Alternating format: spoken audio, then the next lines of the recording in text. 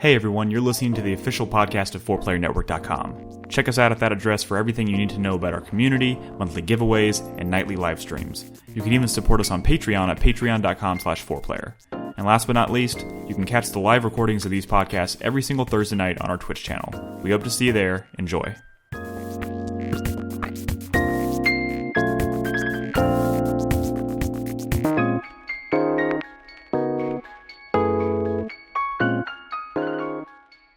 On that note, we're going to get started because, God, we have a lot to talk about tonight. Hey, everyone. Welcome to 4Player Podcast. This is episode 732. It is September 22nd, 2022. And my name is Nick Henderson. I'm your host tonight. I'm joined by Brad Simons. Hello. And Nolan Hedstrom. Hey, how's it going, everybody? And Christopher Davis. Good evening. And, guys, we have just an absolute... It was funny because last week I was like, we're not going to have time for community because we have just a metric fuck ton of stuff to talk about, and of course we ran out of time. And then this week it was just news story after news story after news story, followed by just the Wolong demo came out. I think the Wolong demo kind of snuck up on everybody. We're going to talk about the Suikoden remasters because of course Brad is here and it's Suikoden or Suikoden or whatever the hell it's called. We're going to talk about that. And yeah, and then lots of stuff to talk, lots of video games to talk about. I haven't had a chance to talk about SteelRising. We didn't get to talk about TinyKin last week, so tons of stuff to cover tonight. So we're not going to waste too much time. But before we start, I'm not going to cover all the usual housekeeping stuff, other than to say, I just want to encourage everybody. If you listen to the show, we want to read feedback from you guys. So if you want to leave a comment on the post at 4playernetwork.com or leave a comment on the YouTube channel, I scour those every day. I will mention them on the show and we'll respond to them. So get out there and leave a comment. We'd appreciate it. I also want to check in with Nolan. Just briefly, just real quick, ask. You got a Steam Deck, my man. Yeah, how's it going? Pretty good. I've played a bunch of The Binding of Isaac and a bunch of Minor Dig Deep. Are those the only two things you've played on it so far? Yep. I mean, who didn't really see that one coming? To be totally honest. Yeah, it's one of those things where there's just not a whole lot of new stuff out at the moment that I have on Steam that I want to play. But I definitely plan on, like, it would have been great with Cult of the Lamb, but I beat that game before I got the Steam Deck. Literally, like a week and a half before I got my Steam Deck, I finished that game. It has had a boatload of updates that runs pretty darn good on the Steam Deck. Vampire Survivor. Oh, really? Survivor. I just want Brad to know I jumped back into Monster Hunter Rise. I'm getting back on my 100. I saw you beat Luna Garon. That's cool. Yeah. That was a cool fight. Luna Garon's a pretty cool fight. Yeah, he's cool. I went into our Gathering Hub channel in Discord and was looking for peeps to co-op with me, and I was not having much luck. I'm wondering, is our Gathering Hub channel dead now? Well, there's a big update that comes next week, so we'll be back in there. All right, cool. Yeah, I'm back on that, and that game's still pretty damn good and runs like a dream on the Steam Deck. But yeah, Nolan, you're enjoying the machine so far? Yeah, so far so good. I mean, like I said, I've not been playing too many intense games, but I've done 2 Binding of Isaac runs and quite a bit of Minor Dig Deep, and I haven't even charged it once. Yeah. So I mean, obviously with those older games, it's not exactly super power intensive. But I was just talking with Brad a bit earlier. That I was kind of looking into it, Brad, and I haven't actually tried yet. But apparently, you can install Dolphin fairly easily. Oh yeah, on the Steam Deck, and I know I've heard obviously that before, and I've heard other things, but it's not something I haven't looked into yet because I didn't have a Steam Deck, and now that I have one, that's sort of the thing that does it all for you. Cool. If Nolan ends up getting Metroid Prime running on his Steam Deck, looking hot, I'm gonna be sliding into your DMs there, Nolan. Get some instructions. Mean? He's gonna tell me what he did. You have Emu Deck installed. You just check the box that says Dolphin, and it'll install it and configure it for you. Oh, really? This is all some weird sorcery shit I don't understand. You've already done it. Right. That's the neat part, Nick, is a bunch of smart people figure it all out, and then you just have to press like 3 buttons.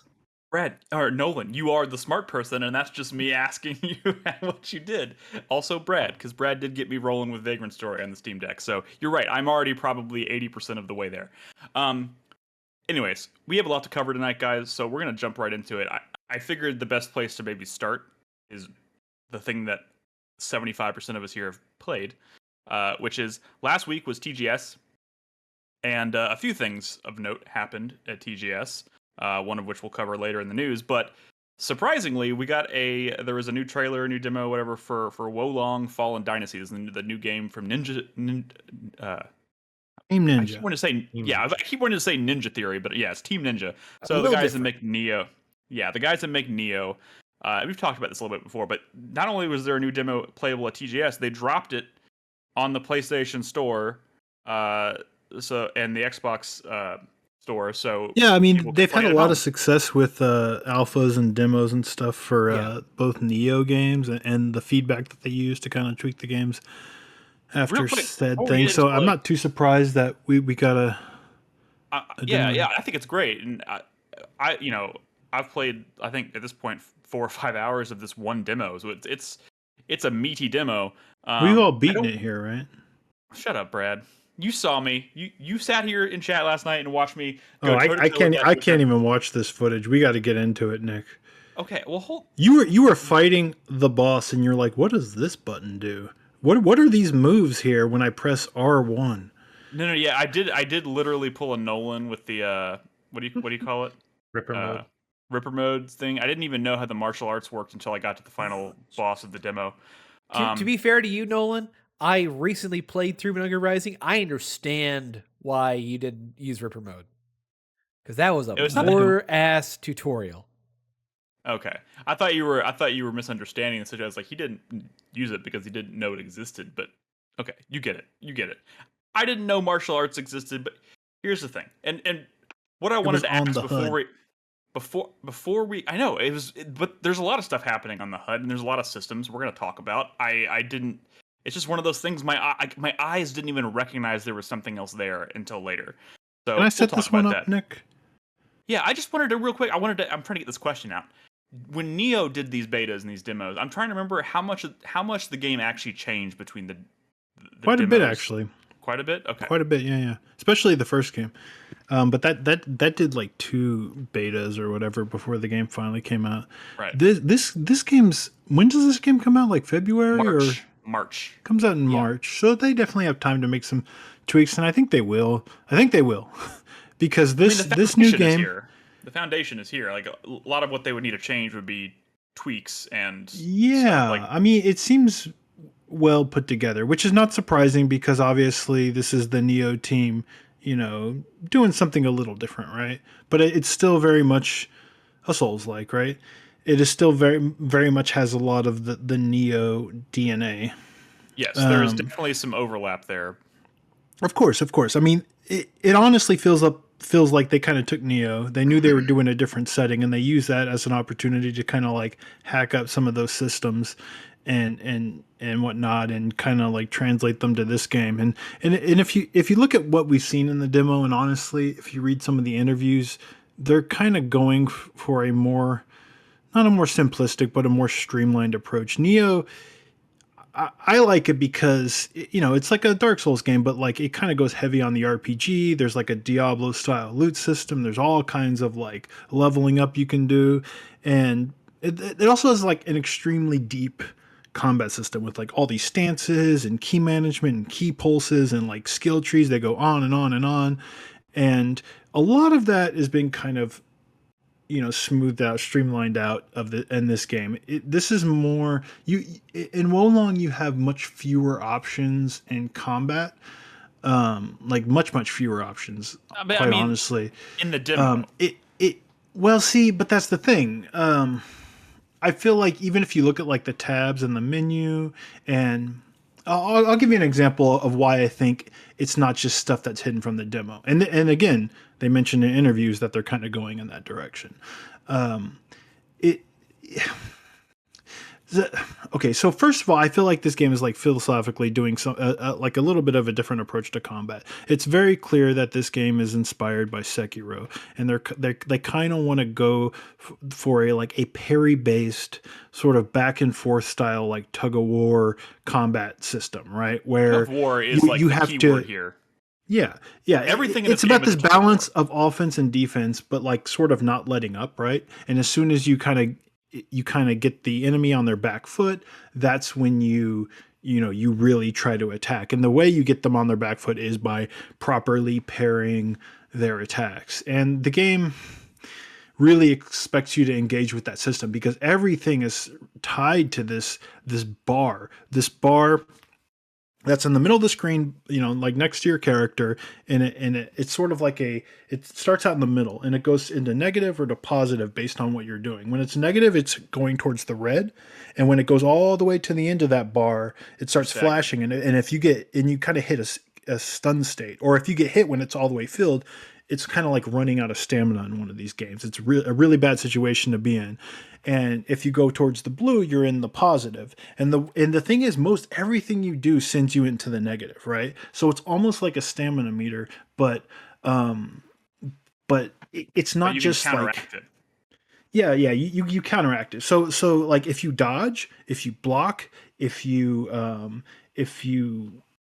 the kinds of things that would use stamina in a lot of these games will send you into the red, but also like your more powerful attacks, like your martial arts, your strong attacks, your spells, like your spell system is tied to the same meter, and every single spell and every single martial art has a number, and it shows you like how much that's going to send you into the red, basically. So your more powerful spells are going to use like a lot more of your negative stamina, basically, if you will, right? But the way you kind of send it into the blue, away from kind of the danger area, is by doing light attacks.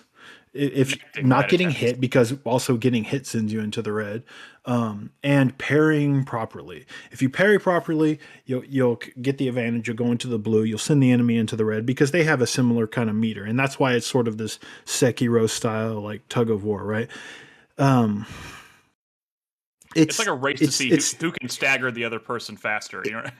It's tough, right? Because you can block most of the attacks, but it's gradually filling up your red bar as you block. You can dodge a lot of stuff, but it's filling up your red bar, which is like kind of the danger area. And so the best way to be defensive, if you're good at it, would be to parry everything. And you can, I think, parry everything in the game.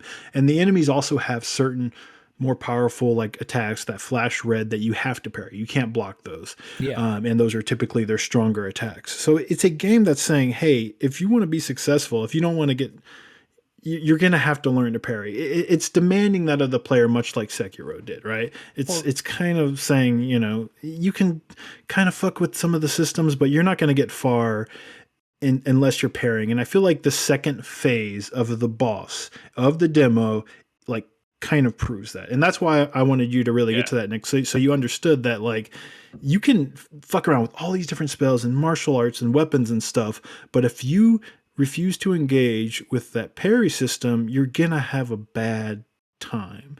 And with the parry you had a system, bad time, and I had a bad time. And the thing is, I kind of hate parry systems in games. Like I never parry in a Souls game ever, and I don't really like Sekiro as much. It's probably my least favorite of the Souls games.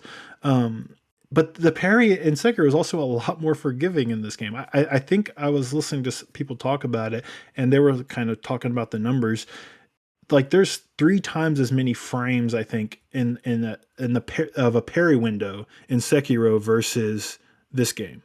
Yeah, which is pretty extreme. It's a very tight window, yeah. Yeah, that's where I was running into a wall with this game. Like there's the thing about a FromSoft game is, and especially Sekiro, is that there's a lot of wind up to attacks, so you can anticipate what's going on. And Sekiro specifically, the parry system, you get into it has an actual rhythm to the enemy's attacks.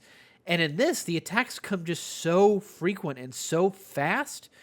And with that just so small timing window, I had a lot of trouble parrying in this. Yeah, I think this is by far one of the most unforgiving Souls-like games that I've ever played. And I'm also lumping this in with like other games that are very parry heavy. Like I'm playing Sifu right now, which is all about parrying as well. This is way more unforgiving than that. Than it's something like that as well. Y'all say that, but you got to understand. Like I played through this entire demo, not parrying pretty much at all. Like I refuse to engage with the parry system because that's my approach to like a Dark Souls game, right? And honestly, it was tough when I first started playing, but I kind of experimented with all the weapons, all the spells, all the martial arts I could find, and I was able to find some like shit that was working, right? For beating enemies. And it wasn't until the second phase of that boss where I really hit the wall, saying like, this game is going to make these walls where if you've been refusing to engage with the parry system, you're really going to struggle. And it took me about an hour of just trying like every different spell and kind of like idea in my head of like, okay, I'll do this with this and maybe use this spell, use this buff and try to go in. And I was just failing miserably. I was eating shit every time I got to the second phase of that boss because I was being stubborn. I wanted to. I play Neo. It's an RPG. It's a Diablo, has a Diablo style loot system. I sort of approach it like, well, if I run into a wall, I'm going to RPG my way out of this situation. I'll find a way to RPG my way out, right? And one of the things that really frustrated me was Sekiro. It was that there was one right way to do it.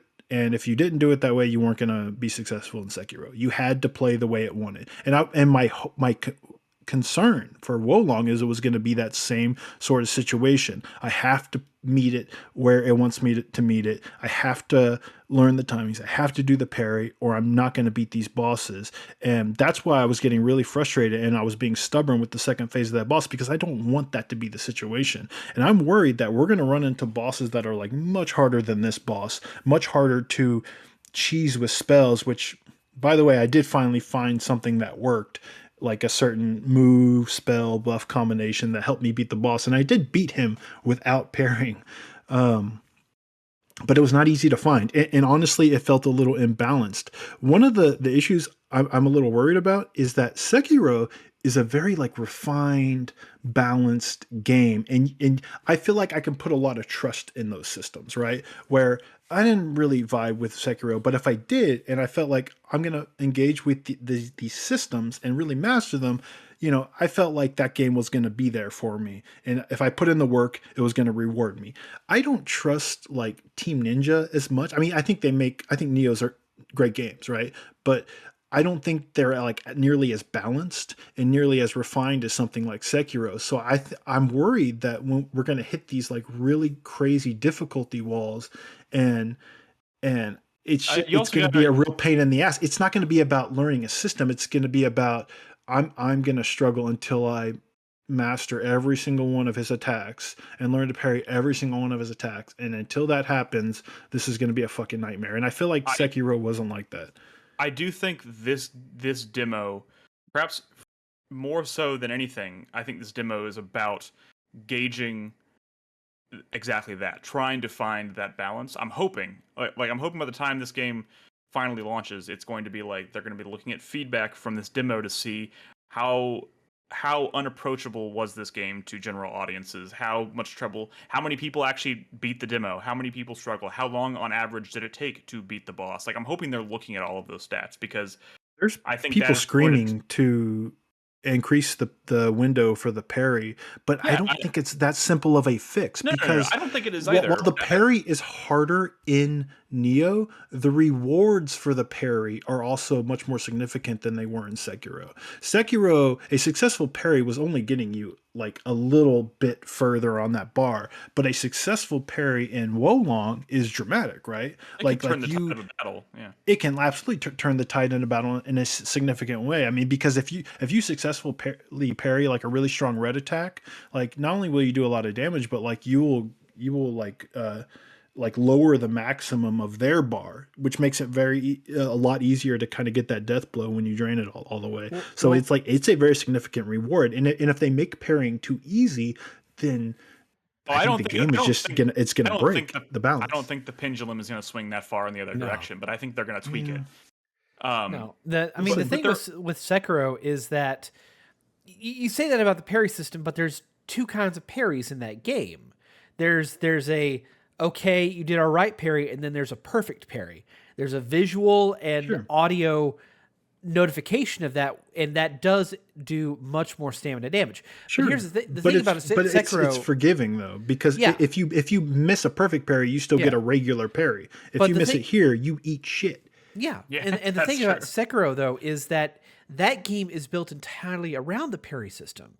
Like, you're not attacking enemies to drain their health bar, you're attacking them to drain their stamina bar and stun them and do that instant kill. That's like 90% of the loop of Sekiro. This is completely different.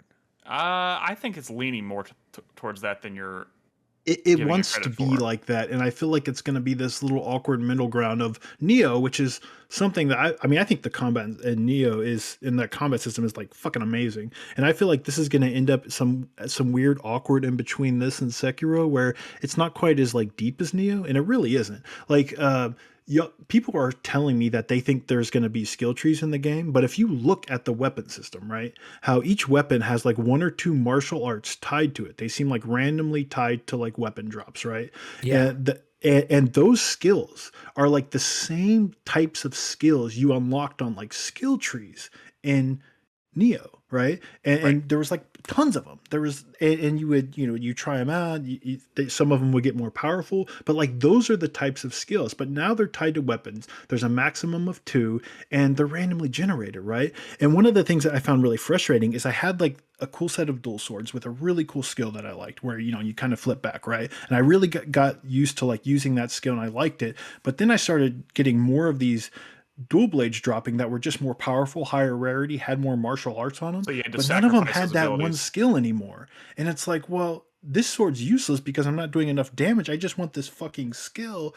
If they don't have like the RPG systems that let me, like I could in Neo, like temper a weapon to maybe raise its level, right? So that lower level weapon with the skill is one I can still use, or maybe let me add the skills I want onto my weapons. If they don't have those RPG systems, then I think this combat system is going to end up coming away and the RPG systems feeling a lot more like simplistic and shallow compared to Neo. And I'm a little concerned about that. And I think they might be doing that in an attempt to be more like Sekiro, which was, of course, way more simplified in terms of options versus like Dark Souls games. Okay, so a couple things, because there's a few other systems I want to make sure we at least mention. Yeah, that's true. There's a lot here. I do want to point out that like they are trying to distinguish this game from Neo. One of the someone popped into my chat the other day while I was streaming this and was like, "Is this basically Neo 3?" And I was like, I feel like they're anticipating that question. They're anticipating that expectation, and they are trying like hell to avoid that kind of the stigma of just becoming like a cookie cutter formula, right? So they're trying to like branch off and make something different, and I applaud them for it. I like a lot of the things they're doing with this game. I like, unlike Brad, I obviously don't. I get really annoyed spending too much time in menus, and this is obviously leaning more towards maybe some. It was a little bit extreme though, because one, like you said, it was a demo, and 2, you were a rush because I know you had to play Alpha Protocol. But you were like, I was like, Nick, go switch out your spells, and you looked at the spell system. You're like, I only have 4, and you fucking closed it. And I'm like, no, just read. It says you can swap them out. And then you finally did it, and there was like 100 fucking spells. And that's true. It's absolutely true. But so the other thing I wanted to make sure we touch on, because the morale system. Dude, the morale and fortitude system, I think, in theory, is really fucking cool and really smart. It's cool. It's unique, but I can also see it being, especially for someone like me who, when I play these games, I do engage with the parry system. I feel like I may not struggle with that as much as someone like Brad, who likes to avoid the parry system. The morale system is maybe what's going to fuck me over, because that is another tug of war. Because essentially, as you're going, everyone has a morale meter, and the higher your morale is, like it has like a number. It's like a little meter bar. It fills up, and it goes from like 1 to 2 to 3 to 4. And as that number goes up, you do more damage. Same thing goes to the enemies. So if you get killed by an enemy, the enemies in that general vicinity, their morale goes up. So the next time you go fight them, they are stronger, and you are weaker. You lose morale when you die. So all of a sudden, when I first saw the system, I was like, "Oh my god, this is a nightmare! This is like soul tendency to the extreme after every death." But they found a really smart way of combating that, and it encourages exploration, right? So these maps are huge and they're vertical, and there's lots of a lot more vertical than Neo for sure. Lots of exploration, and if you explore, you can find powerful enemies, and if you beat that enemy, you get their flag, and you plant their flag, it raises the minimum morale that you could. So when you die, instead of going back to 1, you might go down to 3. And as you explore, you find all these flags. By the time I got to the boss, the most I would lose, I would go from if I got to level 20 morale, if I died, I'd go back down to 18 or something, or 19. Yeah. You know And what I mean? think So if you fully explore, you're kind of at the boss's level and you won't go down. Because I remember I never dropped below 20 after a certain point. yeah. And, which is cool because it rewards exploration. I think the flags and these elite enemies, I think they're kind of like the Kodama of this game. Yeah. Those little green guys that you found in Neo that would kind of like give you passive boosts to make you're healing I'm stronger and stuff. Cool. And that's cool. I mean, it's not as charming as the Kodama, but like it's cool that they're making you more powerful by rewarding exploration. But there's a couple of small issues. One is I think this resets every level, right? Because why would it's specific going? to that level. So I think you're going to start from 0 and kind of work your way up to like 20 again, which is fine because it's rewarding you exploring the levels. But one thing you didn't mention is that the spell system is tied to morale. So like you can equip any spell you want, but the more powerful spells will say you need to have 10 morale to even be able to cast this, or you need to have 18 morale to even be able to cast this, and those are your much more powerful spells, right? But once you lock that in, you can use it. You're permanently good. You can use it every time. But here's the issue, right? If you're playing like a pure spellcaster, like you could in Neo, right? Mm-hmm. Does that mean every time you start a new level, you have like almost no spells to cast? That's your whole game plan. Now you're not even going to be. You're not going to be where, but you have to explore a whole fucking level, fight your way through a whole level, re-equipping low-cost spells until you can get back up there. That doesn't seem like a viable system for that type of play, which again suggests to me that they want you to play a certain parry-based way. Yes, and which is another reason you might want to call this why you might want to say this is like their Sekiro, because obviously Sekiro was more of an action game than an RPG. This is that game.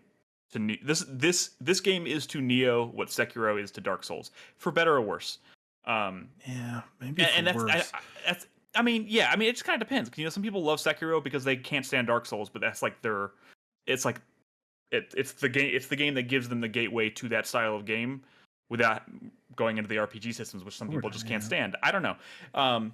But what I will say is like this game was hard, it was punishing, but like a lot of really cool ideas. Like they are still whether I end up liking it more than Neo or not, I'm not sure. But like, God, they have some cool ideas just for systems and layers. And see you liking this more than Neo, but I can also see you getting frustrated. Well, here's what I'm hoping. This is their Sekiro and Ronin is their Elden Ring. Yeah, maybe. Because in the marketing, they're calling that an RPG, right? I think which so, suggests to me, just like with Elden Ring, that that's the one where they're going like full RPG. Which is I do love this. I do love this like world where Team Ninja has become kind of like the next FromSoft, just in terms of like making a really good, juicy, like action RPG kind of game. Like this formula is just so cool, and it's like FromSoft did it, and they're making all these different franchises that kind of share DNA, but they're unique and different in their own way. Like I love that they're doing that, because these games are so cool. I played this demo for 5 hours at this point, and I think towards the end of it, I was getting really rushed. And that was probably what led me to like making weird decisions and not noticing things, because I was like, I'm spending so much time playing this demo, and I'm going to have to do all this shit again when the game comes out, because it's obviously not going to carry over, right? It's not going to carry over to No. Of course. I mean, it wouldn't anyways, because this demo doesn't take place at the beginning of the game. So you would have to start the game over. Also, the character creator in this game, I really like. Pretty cool. I don't usually like character creators, but I had a pretty good time in this character creator. I don't know for what makes this special or different, but I really like it. Well, I was really like Neo 2 had a character creator, and like all the armor and stuff looked really cool. So, there's definitely like a fashion element. But like, Neo 2 also has fashion gear, so you can definitely look how you want. This demo might be the game that kind of encourages me to move Neo 2 up my backlog list. Oh yeah, because I definitely couldn't do that. No, yeah, but I mean, like, I didn't. There wasn't much of a time. Like I was like, I'll play Neo 2, of course. I'm excited to play Neo 2. it's installed on my PS5. Like I'm ready to play it. I was just like, it's not high priority. But like this is coming out in March, and this demo really kind of got me excited about it. But like now I need something to kind of fill that gap. Neo 2 might be the way I do it. Can I mention something that I feel is kind of deceptive about this game and kind of really put me off on it? Sure. So this game character creator also has one of 5 classes that you can choose to build. And first off, I have a problem with the classes itself because when you're leveling up, stats you put in one thing detract from other stats, which I don't like. They do? Yeah, if you pay attention. I didn't even notice. If you put, for example, if you put points into green, which is for your health, it takes away points from one stat in blue or red or things like that. It happens. Is that because they're opposite of each other on like the grid? So like as you're, because it's like it's shaped like a it's a star. It's like a heck. Yeah, but like when you level something up, it the triangle kind of like moves farther out. I'm wondering if it's like pulling from the other side. It's not. No? The shape has nothing to do with it. I definitely didn't notice that. Yeah, if you go back and you look at it, you'll see it. The thing I have a problem with is that when I created my character and everyone tells me that this game is basically Sekiro, what do I think of naturally as half of Sekiro? Stealth. Well, there's a stealth class in this game. And stealth in this game sucks. It really does. The only thing that stat affects is your visibility to an enemy. And you cannot crouch to hide behind an enemy or sneak up on them. And the dead zone for movement it's non-existent. Like you go from walking to running and just like that. And so you really have to learn how to move your character just to even kind of try to sneak up on someone. Well, if you want to play stealth, there is a spell that turns you invisible, so you should probably just use that. There is, but I do want to point this, and I totally get where you're coming from, Chris Davis. It is deceptive that they're even going to use the word stealth as kind of like a build, but I don't think this was ever going to be like stealth in the way Sekiro is stealth. Like this is not a game to be. You're not going to be sneaking around. Then the question I put to you is that how is this one of the 5 starter classes then? I know, that's what I'm saying. That is weird, but I do think it's just starting stats. I mean, it means as much to anything as like it does in Dark Souls. I mean, it doesn't mean anything. But also, who's to say that if you put enough points into stealth, you're not like as you increase points into stealth, you're widening the dead zone, right? So like you can get closer to enemies before they notice your presence.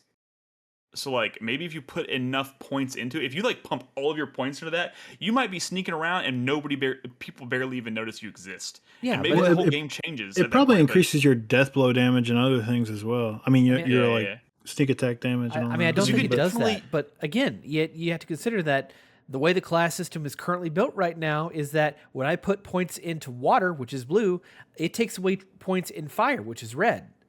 You know, and that. But let me ask you, you're talking about Sekiro and stealth, but like pretty much all of the action in Sekiro comes from like you fighting these like really hard bosses over and over again. What the fuck was stealth doing in those fights? I mean, between boss fights, Sekiro almost feels like a Tenchu game. Like you're sneaking around taking dudes. Yeah, that's exactly it. It's to get one shot on like a harder enemy, right? And then you were just in a regular fight. Stealth does nothing. It's to give you a leg up before you entered into a battle. I mean, they're just mechanically different.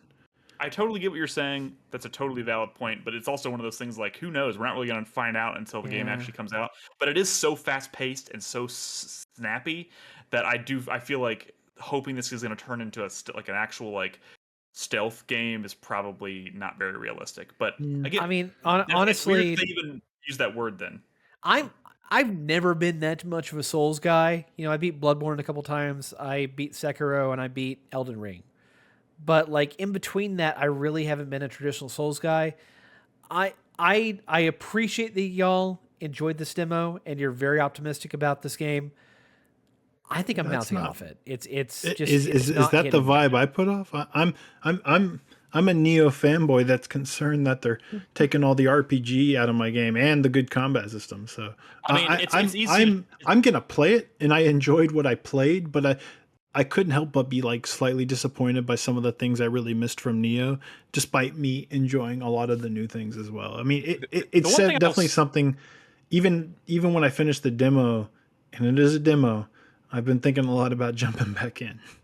But what I will say to that, Brad, and I get the kind of inclination to like play this and be like, well, it's not it's lacking the stuff that I really like about Neo. But like if it had those things, wouldn't it just feel like a carbon copy of Neo?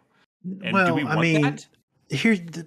But you say that, Nick, but like it is a different setting, and all the enemies and all the weapons, like that stuff would have been different, and it would have still felt a lot like copy of Neo with a different setting. Like, you know what I mean? Like, I don't know. Yeah, but I would have known it would have been amazing, like Neo was. This I'm not sure about yet. But like, think about how different this could be like really too hard or annoying or unbalanced, or we could be screaming at boss fights in a way I never. I'm just saying. Like, I'm thinking about too, like the way I felt about Bloodborne, which is like I loved Bloodborne because of its change in scenery, but also because it played like just inherently different. Yeah, no, I get you, right? Yeah. But like, I would have been. It's a situation where like, if I'm thinking Ronin might be that RPG, and it's kind of like making me feel okay, right? If I thought that like From Software was only going to make the games like Sekiro and never did an Elden Ring, I would have been really sad, right? I'm glad Sekiro was different, but like, it's just not the direction I wanted it to go, right? Sure. So yeah, I mean, it is what it is. We should move on. I mean, we need to move on. I bounced off this demo. I got to that tiger thing. I fought it 10 times. I couldn't make any progress. I ran past it, and I ran into that level 20 like serpent wing thing. And that instantly killed me. Turkey with wings. Yeah, and so I kind of just stopped there. Maybe just the T Ninja formula doesn't work for me, or maybe just like that tutorial experience really just is not for me. So wait and see what the discourse is like after the game is out, and see what kind of how the conversation has shifted before, and then make a decision. Who knows? All right, we need to change gears. I want to move on to a game we were going to talk about last week, but we didn't. Brad and Nolan both played TinyKin. I was going to talk about it 2 weeks ago, actually. In fact, I've finished it. I almost forgotten about this game now. So this is a Pikmin, like? Is that what I hear? No, it's not like Pikmin. It looks like Pikmin at a glance, because you are picking up all these TinyKin, and they seem a lot like they're different colors, and they do things, and one of the colors picks up things and moves them around a level, and that sounds like Pikmin. It looks like Pikmin on the surface, but this is a platformer. That is one element of the game. Yeah, of the Pikmin part. It's a platformer. This is my footage, right? Yeah. Yes. Okay. This is I think this is like earlier in the game. Again, I've since finished it. Where did this game come from? Yeah, because like I've never heard of this, and all of a sudden both of y'all have played it. I mean, it's on Game Pass. Yeah. Oh fuck. I mean, cool. It looked nice. I mean, a lot of people have been talking about it. Some people were talking about it because it was on one of those demo fests or something. And people were like, "Oh, this looks cool," because it has a really nice look to it. It's a nice, colorful, 3D platformer, and the characters and your little TinyKins are 2D sprites, and that sort of effect just looks really neat. It's colorful. It's the animation has a lot of personality, and honestly, stuff like Katamari, Chibi Robo, anything where you're like in like a house and you're tiny and your level is like the house. Superland? That's always cool. It's always cool. So yeah, it looks like Pikmin, but Pikmin is honestly like a pretty tough, punishing, like strategic game with like lots of combat. Your Pikmin are dying and you're in a hurry and you got to get all these objectives. Pikmin is stressful, Sure. The first Pikmin had a hard time limit for the whole game.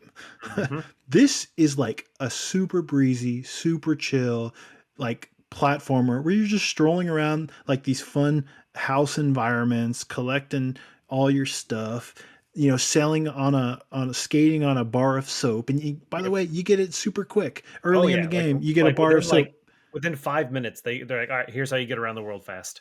Yeah, like nice. The vibe of this game is just chill, explore this level, and because you're tiny and as you get more of these TinyKin, it expands your like platforming abilities. The space that you're exploring goes up, right? And you're trying to get to higher places, and you're creating all these shortcuts, and all your little challenges and stuff in the level are kind of higher up. So it's all about getting more of these Verticality, TinyKin baby. to expand your movement abilities. Honestly, the game I was thinking about a lot when I was playing this game in terms of one, how addictive it was, and two, the style of like vertical platforming. Was thinking a lot about Crackdown, where Oh, like I knew you were all gonna these say that. things are like agility orbs that let me get higher, you know what I mean? And especially when you get the green TinyKin, which let you create like a ladder that takes you higher so you can like glide to like other places you couldn't reach before. I was like, this is very Crackdown.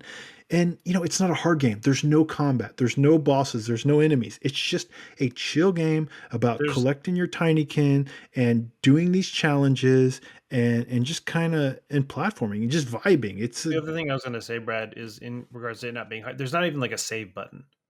Like the mhm. game is like constantly save. Like any point in time, you just leave and then you pick up from where you left off. And it's just like Brad said, it's just chill is like the best way It to doesn't want describe you to this worry game. about anything. Yeah, there's nothing to worry about. It's just, hey, explore the world. Hey, see Mhm. something off in the distance you think you might be able to get to, and go and try.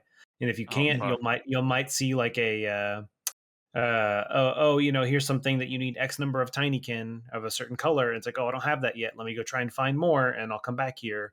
And It's it's just, addictive. yeah, oh yeah. Is the It whole game like this one kind of giant environment, or do you go to multiple?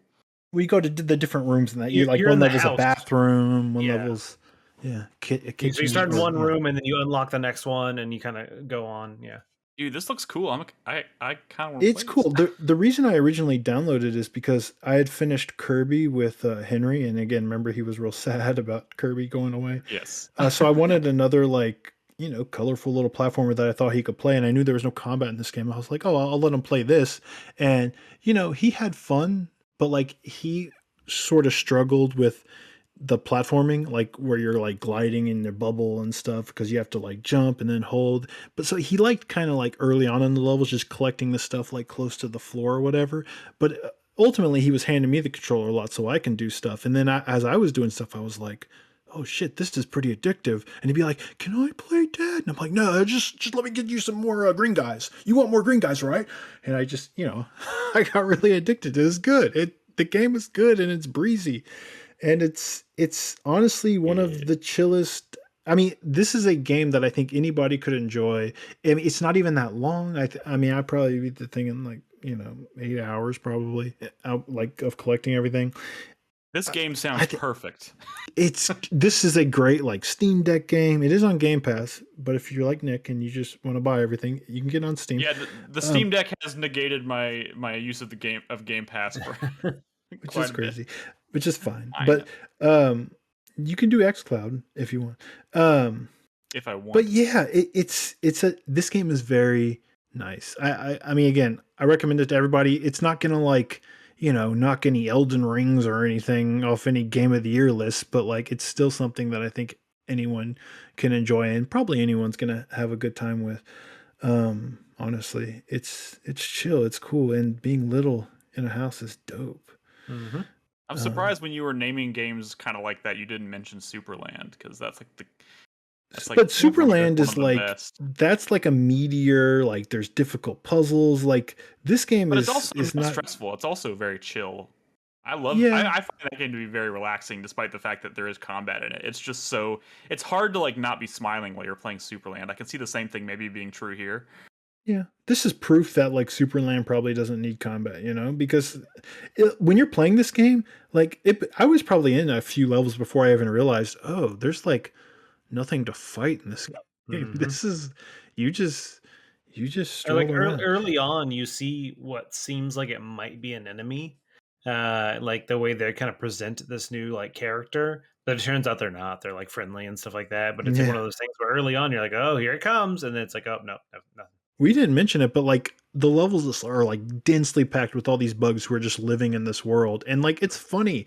Like the things they say are like really funny, and like the situations they're in are really funny. Like this is an extremely charming game, and yeah, it's cool. It's cool. Like I had never heard of this developer before, but like it's definitely. Is this their first Oh game? wait, no, this is the developer that made Oh god, what the fuck is it? Somebody in chat, look it up.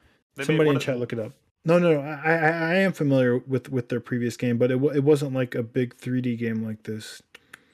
Somebody in chat will come through shortly. We'll let you know. But yeah, honestly, this game looks cool. Yeah, there's not much more to say. I mean, it's a simple game, but it's super cool and vibey. All right. This also looks like, oh man, there's like 15 games that I've said this to myself lately where I'm just like, oh man, this seems like a great game to put on my Steam Deck for traveling. And now I have like 15 games that I want to. This would melt away like plane travel time, Nick. Yeah. Oh fuck. There's already like 10 games that I want to play on this trip. Okay. And I'm not even gonna have a lot of time to play games on this trip, so it's weird. Cool. Again, that's TinyKin. I'm gonna check that out. So I started playing SteelRising. That's what I want to talk about. I'm like 10 hours into SteelRising. This is from Spiders. You may know them as the developers of Greedfall, perhaps most recently. That's probably their biggest game. I will always know them as the developer of Mars Warlogs and Mars. Which honestly, you were joking about doing that for the Revival Club, and I'm like legit interested in doing that, to be totally honest. But yeah, I this is the next game from the guys that made Greedfall. They are kind of known, I guess, in our own community as maybe being. We've jokingly called them like the Eurojank RPG developer. But one thing that Spiders has done with Greedfall and now this is like they make these games with like incredibly appealing like tones and just visual presentations. And I mean, it's weird saying that because it's not like the most technically impressive game. It doesn't. It looks kind of muddy. It's not like, this game looks like it could run just fine on a PS3, maybe a PS3. I don't fucking know. You know what I mean? Like, it's not the most beautiful game from a technical standpoint, but like their art direction is so appealing. I fucking love it. And this game in particular is more of a so I'm trying to figure out where to draw the line between Greedfall and this, but this is definitely kind of their take it like a Souls-like, because it has the Souls-like loop. So you play, but it has this really cool concept. It takes place in Paris in the 1700s, and you play as this like automaton because the king has who I'm still trying to kind of like unravel the story, kind of see what his motivations are. But essentially, the king has like been super paranoid and has decided to he built this army of automatons and has now unleashed them on the city of Paris and has basically told everybody to stay in their homes. He's taking control of the city and he doesn't trust anybody. And you play an automaton that has been assigned to protect the queen, and the queen is like kind of taken aback by like everything her husband is doing, and you're special. Like this automaton, for whatever reason, can talk and think for itself, and it's weird. So she sends you away to try and get to the bottom of why the king has like lost his fucking mind and like slaughtered all the people in Paris. So you're exploring Paris in the 1700s as this like robot, and the streets are filled with corpses of people who have tried to stand their ground against this army of robots, and you're fighting all these automatons that are patrolling the streets everywhere. And it's just a cool idea, cool vibe, and it's layered on top of this like Souls-like formula that works really well, that we all know works really well. So it's got that nice loop to it. I don't think it does anything like groundbreaking for the formula or anything, but like, man, it just feels nice and has this cool vibe and this cool tone, and I'm all about it. Since you are playing as a robot though, like kind of the upgrades that you get throughout the game are allowing you to you have. I'm trying to figure out how to describe this. The back of your character has these like 4 slots, right? And in order to unlock, each slot has 3 levels, and you can slot like modules, like robotic modules, into them that give you like passive abilities or passive stat boosts and stuff, but like each one you have to find keys scattered throughout the world that allow you to unlock each level of these things. So you're exploring the world to find these keys to kind of unlock your own abilities and then slot stuff into them. All the weapons are really cool. Like I'm rolling around the city right now with this fan, these like metal fans that you can like hold L2 and she like opens them up like a like a like a bolo? shield. Like Katana. Like Never what? mind. But Katana from Mortal Kombat. yeah. Oh yes, yeah, exactly. She's like they're katana things, but she can actually like fold them out into this like full blown like peacock, you know what I mean? Like shield, which is a really cool effect. I'm using these like what do you call them? Like the thing where I guess a mace, but you're like they're fire maces that you're swinging around on these chains and stuff. So I don't know. It's really cool. You're definitely like I'm into it, man. Your character has a hat. Dude, yeah, remember the conversation where we said you liked Greedfall because you really liked the hat? And yes. then here you are again wearing the same sort of fucking hat on your robot. Well, you I mean, like spiders just because of this hat. Well, I mean, there's lots of hats. That hat I'm wearing because I equipped that hat. But like all the different armor pieces and whatnot that you equip, they visually change your character. So like, sure. Yeah, I mean, but it's also very stat based too, so I'm wearing that hat because it probably gives me the most benefit because like this game is challenging. Like a lot of these enemies they hit pretty hard. I mean, they're leaning into the kind of the Souls-like nature of it, right? So like it is. I have hit several walls where I've had to like really go grind out a few levels and improve my character before I can progress. But some of the cooler things that I like because you are a robot, like everything that you do kind of like uses your internal battery. So like if you're running around, you'll slowly start to overheat, and if you overheat, you're stunned for quite a while. But like if you're using all of your stamina in combat, if like you're going crazy and you're swinging stuff, you'll run out of stamina, and then it'll give you this meter that kind of depletes really quickly. That gives you the opportunity to press a button to instantly regain some of your battery charge, but at the cost of health. So like, and on top of it, it's like I think they call it like an instant cooling. So it kind of like cools your interior mechanisms and shit.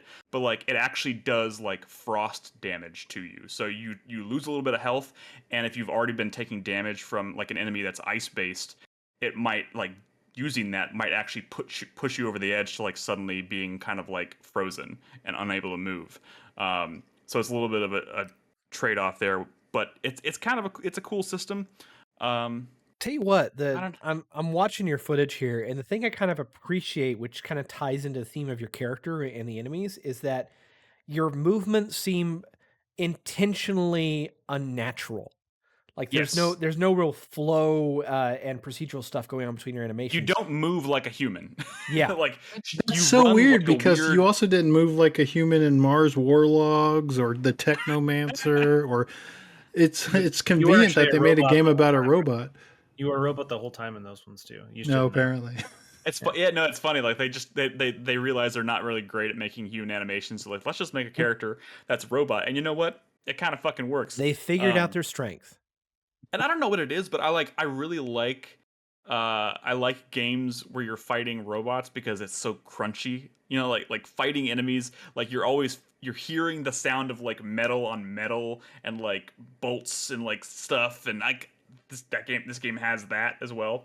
I will say this: they are known as a studio for making kind of like Eurojank RPGs, and for a reason. This is definitely kind of janky. Like the way the character animates, the way the character moves. Like you said, it's kind of intentional, but it's also some of it's like not so intentional. Like everything's just kind of a little awkward, and like sometimes trying to like do platforming and jump on things, it's kind of hard to be accurate. But it's like really easy to kind of overlook because just all the window dressing and like stuff around it is really, really cool. A lot of the enemy designs are really fun, and combat is it's pretty traditional like Souls-like combat. It's I don't know. I'm totally into this game. I've kind of gotten lost in this. I've been playing pretty much this nonstop. I just hope and pray this is higher than Elden Ring on your Game of the Year list. It will. I'm not stupid. But it'd be so cool. But this could make my list. I don't think it's gonna top Elden Ring. Like, what? Let's be honest. Like, what is probably gonna top Elden Ring this year? I mean, not any Souls game for a while. I'm sorry, you've already gone over like the premise, right? But like, I was watching somebody play this game, and your robot was killing people for like Marie Antoinette. Is that? No. You are in service to Marie Antoinette and her husband, King Louis XVI. I think. 16th, I don't know. Yeah. I don't know my history necessarily, but the French Revolution, the end of the French monarchy, Nick. No, they get guillotined. Is that like game spoilers? Spoiler alert! No. Jesus. What I'm saying is, I don't know all the specifics. Apparently, like you, I'm not like a history buff, so I apologize. But I don't know. I don't remember all the names and dates and everything. Buff. But sure. People watch me play history class in Bully, right? People know, okay? This is not my subject, okay? You also played Assassin's Creed Unity. I'm sure they were in that. No, I didn't. I didn't play Assassin's Creed Unity. I played like what? An hour. Dude, that game was so broken at launch, I couldn't play it. Which is why I keep saying, should I go back to Unity now? Because I'm assuming it's a much more playable game. That's why you always ask about that. I always thought that was for like a replay because you're weird. You always replay. No. Unity is one of the only Assassin's Creed games to date that I haven't played. At least core. You played Syndicate, right?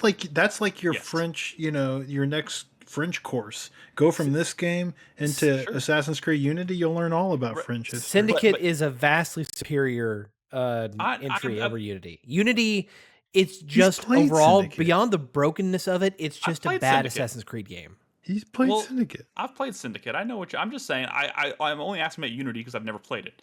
But to answer your question, Brad. Well, so hold on. Let me jump in here real quick. As a Unity player, it had a lot of issues when it came out. It was pretty buggy. But they did fix a lot of that. I will say though, as well, Nick, one of the reasons I did enjoy my time with that game, as shitty as it was co-op. Was playing with other people. So I would suggest if you are going to play it, try to find some other people to play with because that would make it more enjoyable. I always just remember that game like more than maybe any other Assassin's Creed at the time was trying to go for kind of like the Hitman vibe where it's like you're actually trying to assassinate a target and like be stealthy and like find the best way into like where the target is and take them out and stuff. But I never got far enough because the game was so broken that I didn't. But like I'm wondering just how it plays now. But we're getting off topic.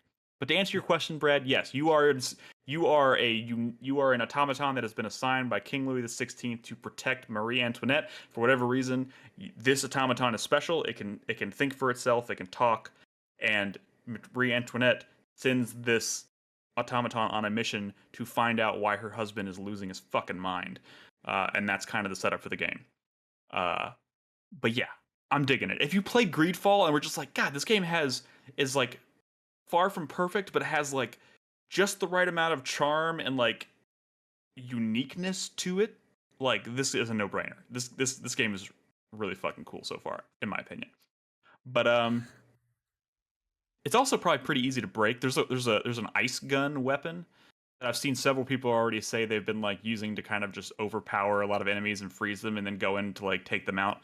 But it does use ammo. It's like as you're killing these automatons, you're picking up these alchemic orbs. I forgot what they're called. Capsules, alchemic capsules that you need to basically use any kind of magic, quote unquote.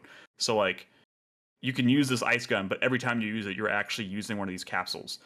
So it's a bit of a tug of war in that regard too. But I don't know.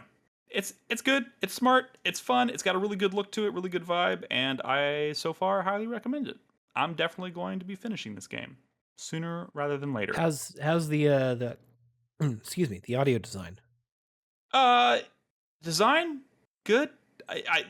But like kind of like in Greedfall. First of all, I think Greedfall has one of the best soundtracks I've heard in years. I fucking love the soundtrack, and I could say the same thing of this game. Okay. Except there are a lot of like pockets of like broken audio.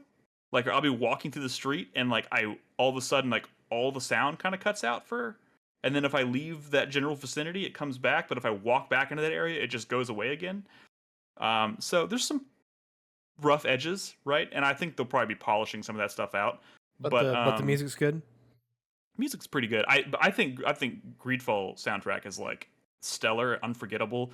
I don't know if I'm necessarily at that level with this game yet, but it's good. It's good. Let's Okay. just leave it at that. It's good. All right, SteelRising. One more game to cover before we cut to break. Chris Davis, tell us about this Valkyrie Elysium demo. Yeah. I played some of this as well. Was this also from Tokyo Game Show? Yes, but unlike Wolong, it's not a time demo. It's a Square Enix demo. Square Enix has put out like 20 games this year, and every time they put out a game, they do these demos that are the start of the game, and your save data will carry over to the final release. And honestly, it's pretty brilliant, and most people should try to do that same thing. I completely agree. This quote unquote demo is the first 3-ish hours of the game. Yep. I've played about an hour and a half, 2 hours of it, and I've honestly been enjoying it. I kind of like the look of this, like just like the art style. The visual design is really interesting. I like it.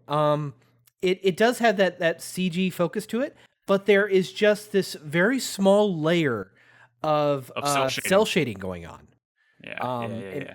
It really makes your character and enemies stand out in the world. Thick black outline on the characters. Honestly, it definitely seems like this game looks too shitty. We need to do something. It's amazing it's amazing what a thin layer of cell shading can do to an otherwise boring art style. Yeah. Like Breath of the Wild wouldn't be anything like what it is today if it. Well, it probably would be, but visually it's a lot better for its cell shading. So I got through the prologue and I started chapter 1. And Chris Davis, I need you to sell me on this one, because this game, and maybe it's because I had played like hours and hours of Wolong, but this one made me super sleepy. I can understand that. The first couple hours of this game, the tutorial I actually really enjoyed, but then they kind of not Metroidvania, but kind of take away some things from you that you kind of learn in the tutorial, which was a little disappointing. But the basic flow of combat and everything, I kind of like. It's in comparison to Wolong, it's very slow. It seems like a weird game to even be drawing that comparison to you. Yeah, know what I mean, it's just we should not talk about timing. Wolong. Yeah, this is not you that brought it up, Brad. No, because I was going from Wolong to this. It's not the same type of game. I'm just saying it kind of bored me after I had played that. Yeah, I mean, there are some cool mechanics to the combat, but otherwise it's not that special. You earn new abilities by upgrading your weapons. And as far as I can tell so far, there's not much in the way of skill trees. But then again, I've only played like the first 2 hours, so there's probably a lot more that I haven't seen yet. So is this like an actual sequel to like, what was it, Valkyrie Profile? No. What is this game? It's like an adjacent, disconnected. Remember Valkyria Revolution? No. Exactly. No. Remember when Valkyria Chronicles came out, and then they did 1 and 2 was cool, and then the third one they never localized, and then a couple years passed, and they're like, well, let's just try to do this thing. It's kind of like Valkyria. It has Valkyria in the name, and it wasn't like Valkyria Chronicles at all. Oh, and yeah. And then people just sort of forgot about it, and they eventually went back to real Valkyria Chronicles and did 4. Yeah. This feels like a Valkyria Revolution of because look, Valkyrie Profile fans. That's like, it's. I don't know who this game's for, because Valkyrie Profile fans want games that are like Valkyrie Profile, and this is definitely not that. Now, maybe this is like an okay action RPG, but I don't think it exists to like make Valkyrie Profile fans happy, because it's not like Valkyrie Profile. I mean, there's Einherjar in this game, but they don't, it's not, I don't want to get into Valkyrie Profile, but I mean, Nolan, you played Indivisible, right? Like the combat system was a very like specific kind of way. It was a throwback to Valkyrie Profile. This is like nothing like that.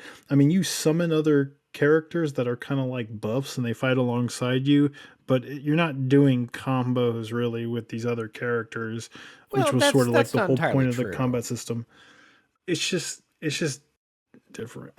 I don't know. It's if this was supposed to be more related to Valkyrie Profile, it'd probably be called Valkyrie Profile, like Valkyrie Profile subtitle or Valkyrie Profile 3 or anything. But I mean, even the strategy RPG that came out for the DS that was played nothing like Valkyrie Profile was still called Valkyrie Profile Covenant of the Plume. This is called Valkyrie Elysium, and it's something different. Yeah. But yeah. But I mean, it's the I'm not mad combat it exists. on its face is nothing special, but it has some cool things to it. Like Brad was talking about, you can instantly summon souls of the dead to Your Einherjar. Einherjar. Nerd. Whatever. That can come out into the field and for a limited time do a lot of elemental damage, which can stun or crush enemies to where they go into a down state, which is pretty cool. You have this kind of lightning grappling launcher that you can throw out at any time at an enemy or a lot of spots on the map to immediately grapple yourself towards them. So you can instantly, speed up the flow of combat, which is fun. And there's a little bit of Souls in inspiration here. I'm not saying it's a Souls like, but there's got small things like the idea of the world design is structured for if you see something, you could probably go to it. There's shortcuts to get back to places. There's checkpoints to rest and respawn at.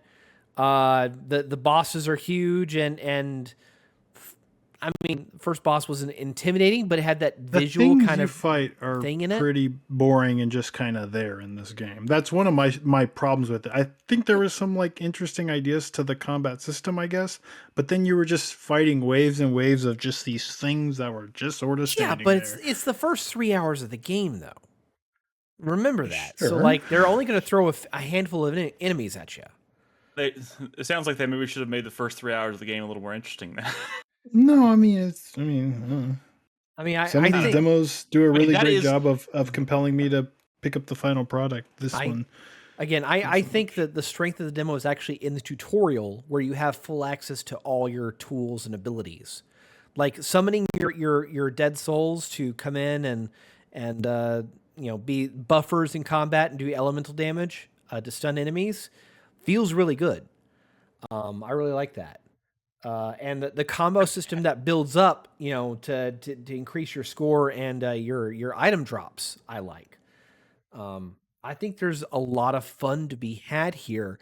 I just think it takes I think this is going to be a slow burn. I think it's going to be a while. This before is it kind of the actually gets price really you pay. This is like the one kind of caveat to doing this new like Square Enix demo model they have, where it's like, here's the first 3 hours of the game, then go pick up the final. Like, if that first 3 hours isn't exactly the most thrilling part of the game, that you can't really help. Like, that's the foot you're putting forward. I mean, yeah, that's true. Who's to say like the next 10 hours after this might be like a totally different kind of experience, or like totally, a more. That's what reviews are for. We'll see when if this game gets reviewed well enough and people are saying good things. Maybe I'll try it. But is it like story heavy? I mean, that seems like a dumb question because it's Square Enix. Story heavy.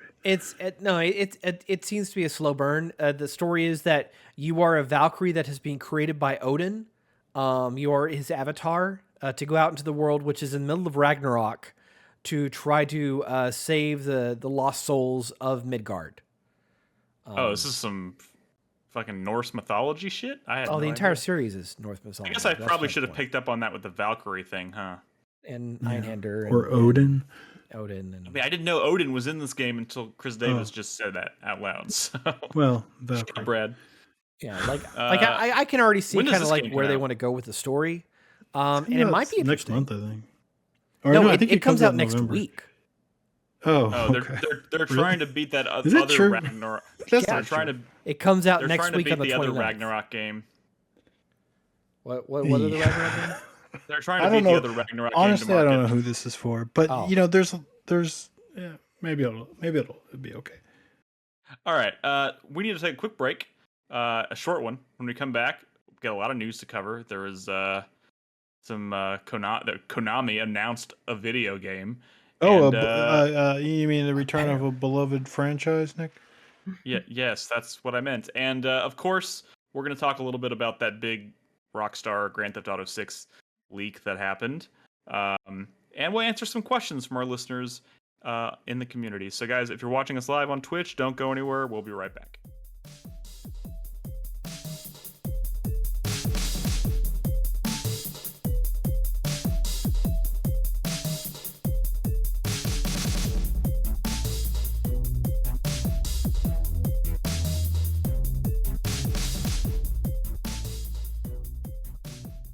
All right, welcome back to the show.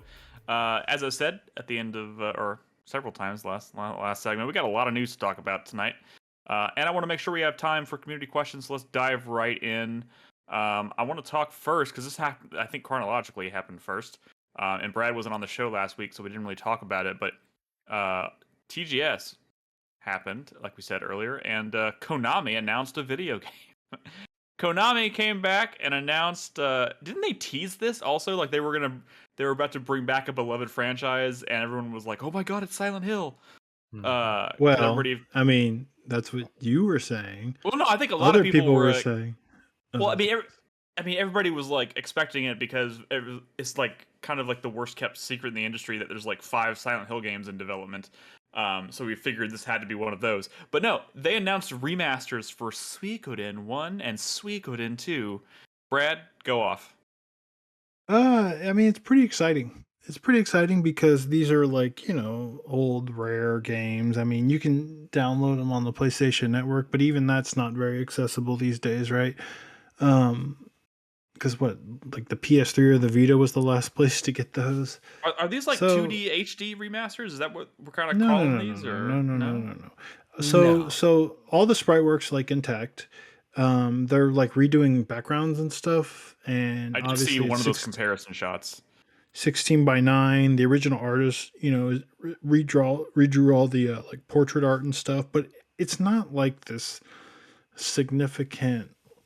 It's significant because of the games that it is, and because like the series. I mean, Konami has not said the words Suikoden in a very long time, but it's not too surprising considering that there has been like a healthy amount of support for like older Konami franchises getting like these various collections and whatnot. Obviously, Castlevania has had a few of them now that have been pretty good, and so it's nice to see these games. A couple things of note though.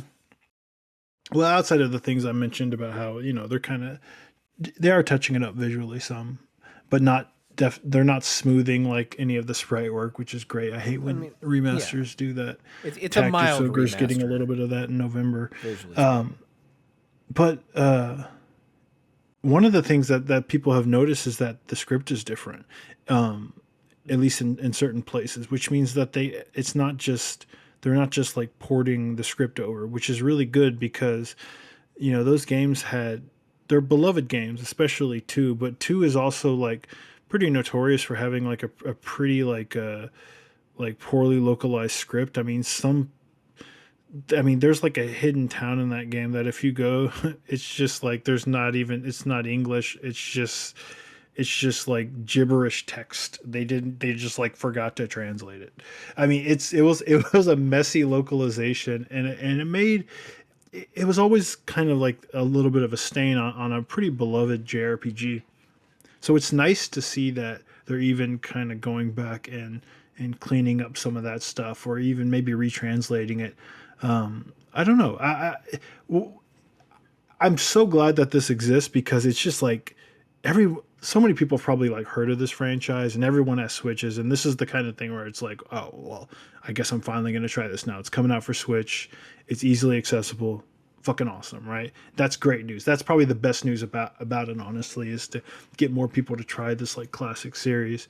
Who knew the Switch would become this thing that just brings franchises back to life? Like if an old game comes to Switch, it's kind of like breathing new life into it. Yeah, for real.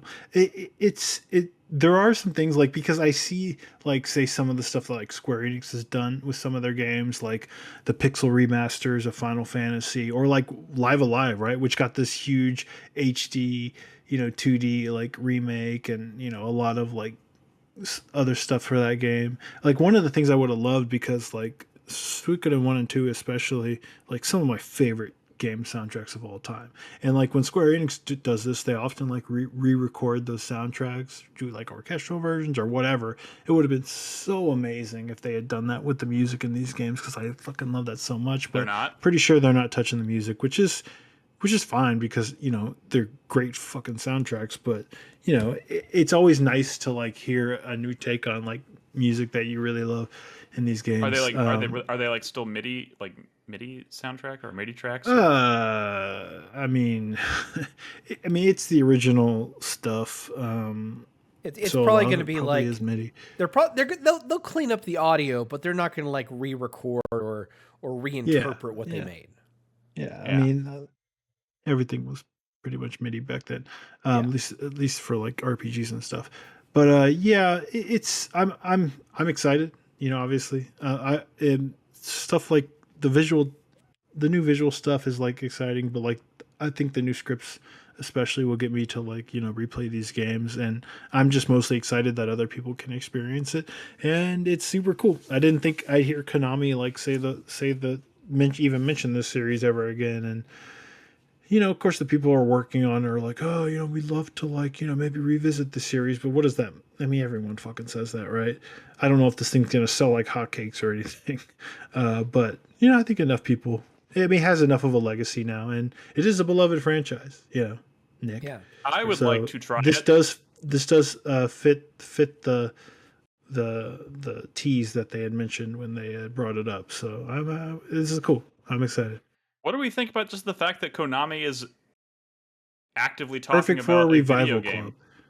Yeah, I mean, it was on a poll, and I wouldn't mind bringing it back. I would love to. But again, Konami has been doing these like collections and stuff, so it's not too surprising. Now, like a new entry in one of these franchises is definitely more of a hey, we're back sort of thing. This isn't really that. One final thought I will say, because I know a lot of people probably picked this up maybe for the first time, is you hear a lot about Suikoden 2. And you even hear some people say, just skip to the second game. Don't do that. Don't do that. Just play the first game. It's like a 20-hour max JRPG. The second one's a lot longer, but the story does carry over. There's a lot of characters in the first game that are in the second game, and those moments mean a lot more when you know those characters. So just play the first one first. Don't be like one of those people. I actually love the first one just as much as the second one, so don't listen to those weirdos. Don't listen to those weirdos. Well said. I've honestly been the best part of that clip, the Suikoden clip, was when I was like, maybe you just had to be there, and they were like, no, it was funny. I've never seen this clip. You've never? Oh my god! Do you even like 4Player podcast? Why do we pay you, Chris Davis? To run this podcast, I can shut it off right now if you want to play it like that. We're kidding. It's just funny. Like that is. Well, someone get this man this clip. Yeah, I'll look at it later. Next thing you tell me, you're gonna say you haven't heard of Scooter Brothers. I've seen Scooter Brothers. Sorry. Speaking of Scooter Brothers, well, before we do that, real quick, I wanted to mention ruined transition. I know, but I wanted to mention like. It's two things. It's a good thing that they're doing this HD remaster now, because if that Revival Club, if Suikoden had won the poll, the only way you could get it is pirating it. Because if you it's on PS3. It's on the PlayStation Store. Really? It's on PlayStation Network, both 1 and 2.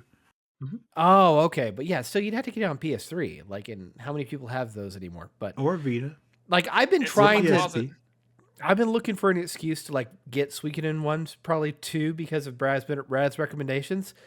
You look at it on eBay, and those games are like $300-$400 each. So don't buy physical copies of any old games at this point. Don't. They ruined it.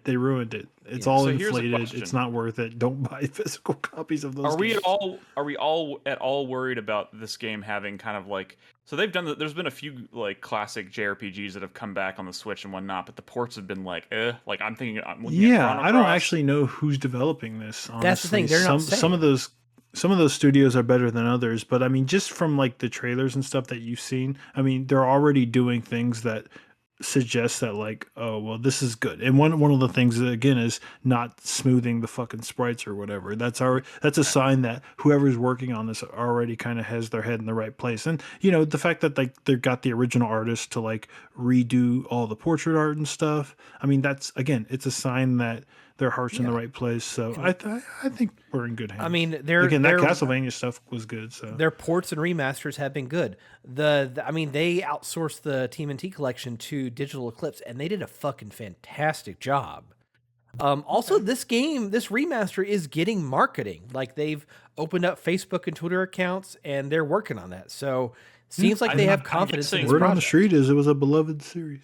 I'm guessing the existence of Ayuden Chronicles is maybe that helps having too, an impact on this too. Sure. Yeah. All right. Definitely. All right. Next, since Chris Davis ruined the transition, we're not going to go with the Scooter Brothers thing, but let's talk about it. There was a big industry leak this past week. Rockstar suffered a security breach, and assets and code and screenshots and videos of work in progress version of Grand Theft Auto 6 leaked out there to the world.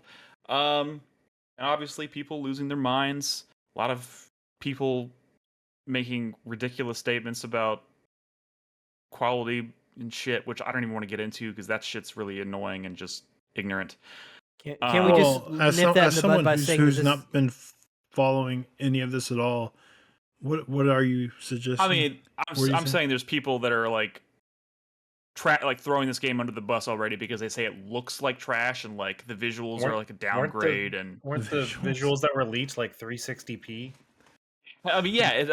Like footage was uploaded that's like 360p, and they're like, "Oh, this doesn't look good." Well, it's more so that it's all debug screens and stuff like that going on, and the animations aren't doing well. Well, that's what the game's going to look like, Chris Davis. Yeah, obviously. GTA6 is going to have like 48,000 lines of code the entire time you play it. I think Racket Lord in chat nails it. He says, "I can't believe an unfinished video game looks unfinished. This is madness." An unfinished video game is not going to be done for at least another 2 years. Like, yeah. I don't really want to talk much about what was leaked because it's almost like we know the important things to note are. It obviously confirms Grand Theft Auto 6 is in development. Like, that's a huge shocker. It shouldn't be. But it does confirm the things that were heavily rumored recently, like it being the story being focused around these two characters, a couple, kind of like Bonnie and Clyde, taking place in Miami, like modern day Miami, or in this case, modern day Vice City. I don't know if that's like 100% confirmed or not, but like it pretty much what we've seen confirms this stuff. It is. And I don't, what was shown, what was leaked, what was out there, what was illegally accessed and exposed to the world, just kind of fucks everybody, right? Because like now there's people making sweeping generalizations about a product that's not done and it's probably nowhere near ready for prime time.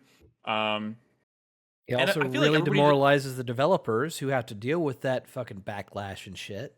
It's just kind of like a shitty thing. Like somebody probably thought they were doing people a favor, or I don't know. It's just this whole fucking situation is shitty. There's also I've not been following this. I didn't even realize people were feeling bad for Rockstar.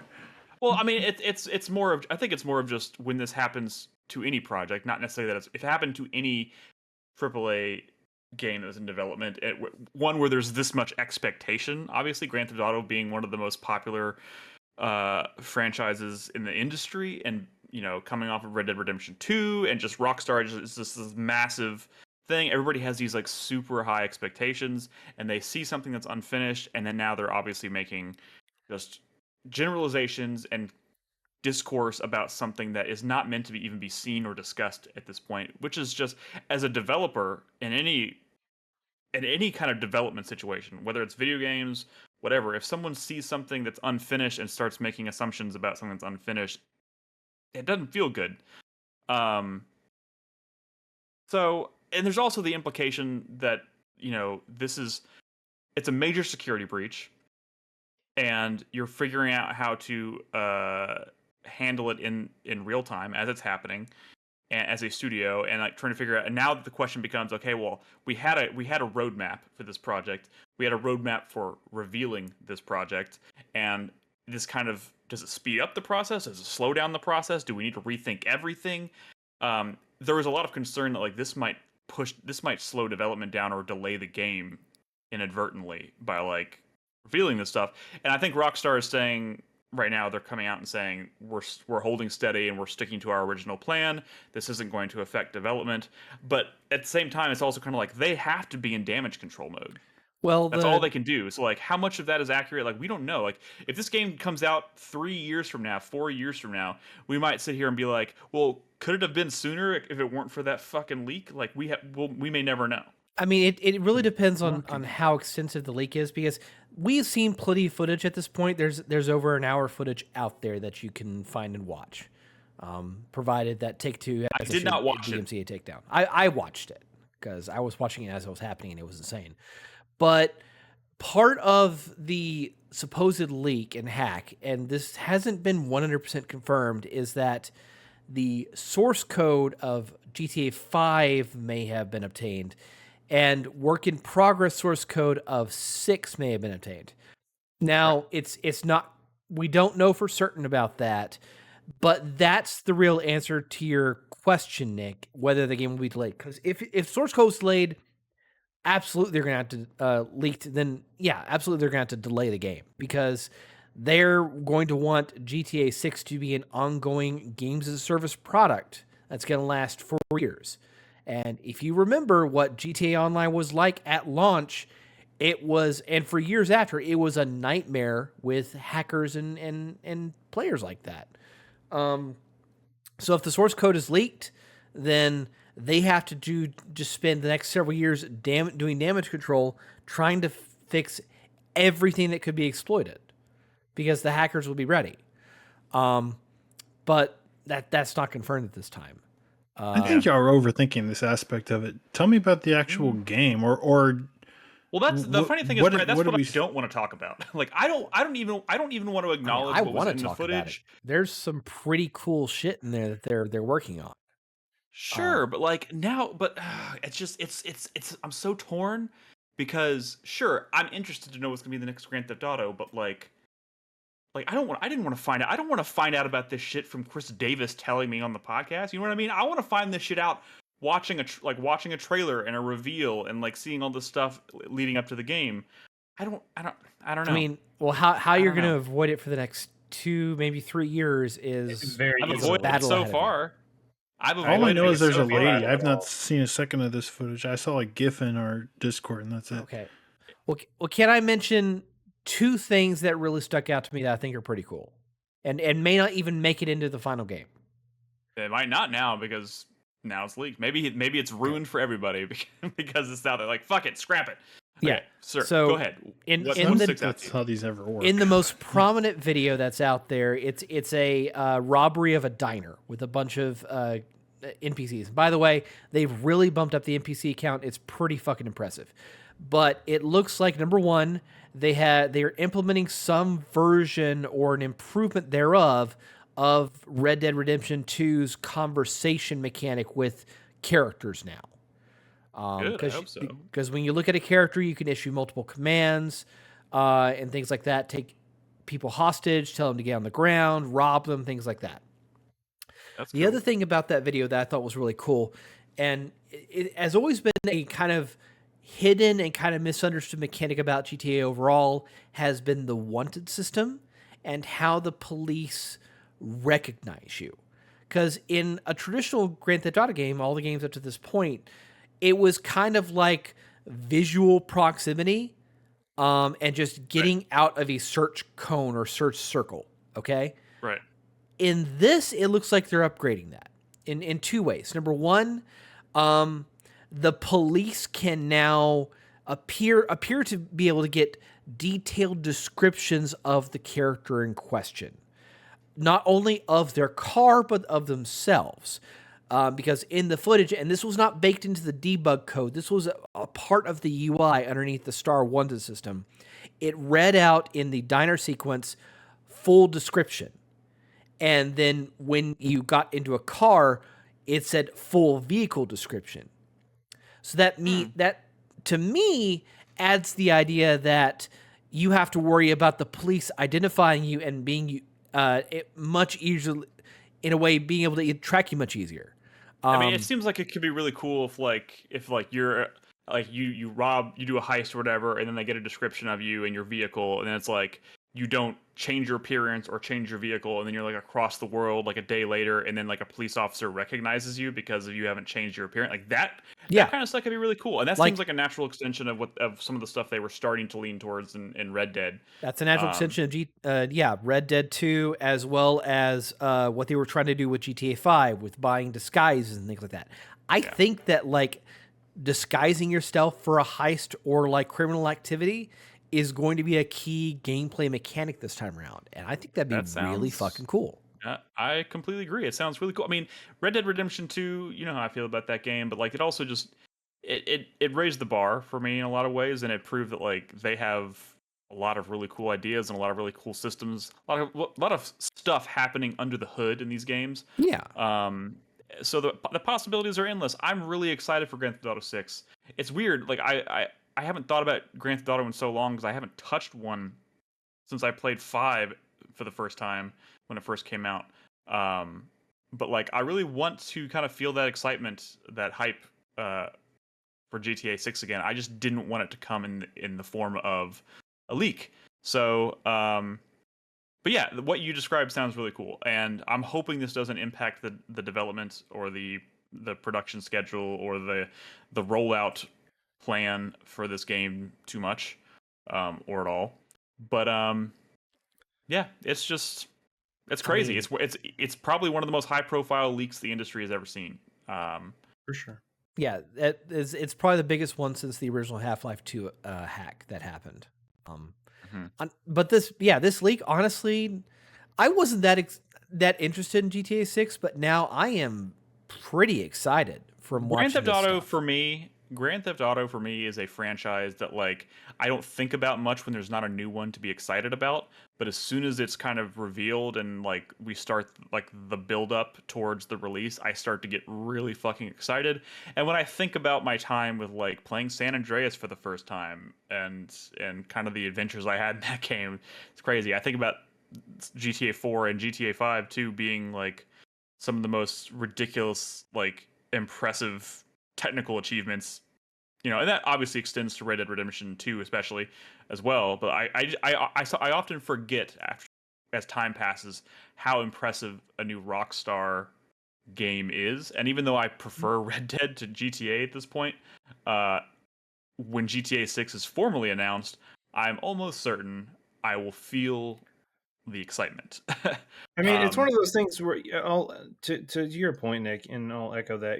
There are different vibes for sure, GTA versus Red Dead, but I don't think you can make an argument that every GTA game we've ever seen has had some sort of. It's been impressive, you know, hands down.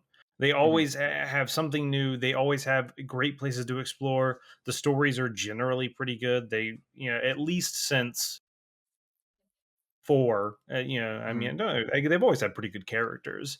And 5 obviously had some amazing characters. And I think it's one of those things where like there's never 5. Dude, you should. I replayed it like maybe a couple of years ago, and it holds up super well.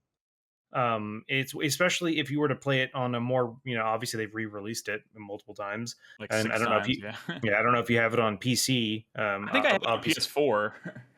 Well, that's what I'm saying. Like, yeah, it's one of those things where it plays great. Even this is a dumb question. What platform did that game originally launch on? And PS3 and 360. Yeah. How did that game run on a PS3?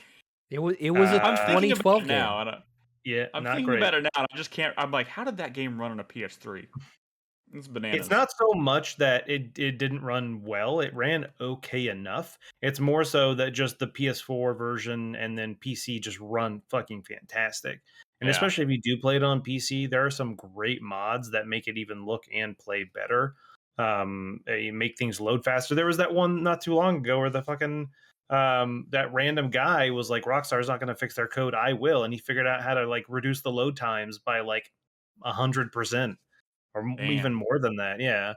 And so it's one of those things where there's it holds up well if you've not played it in, you know, 5-6 years. It's worth it. I haven't played it in 10 years.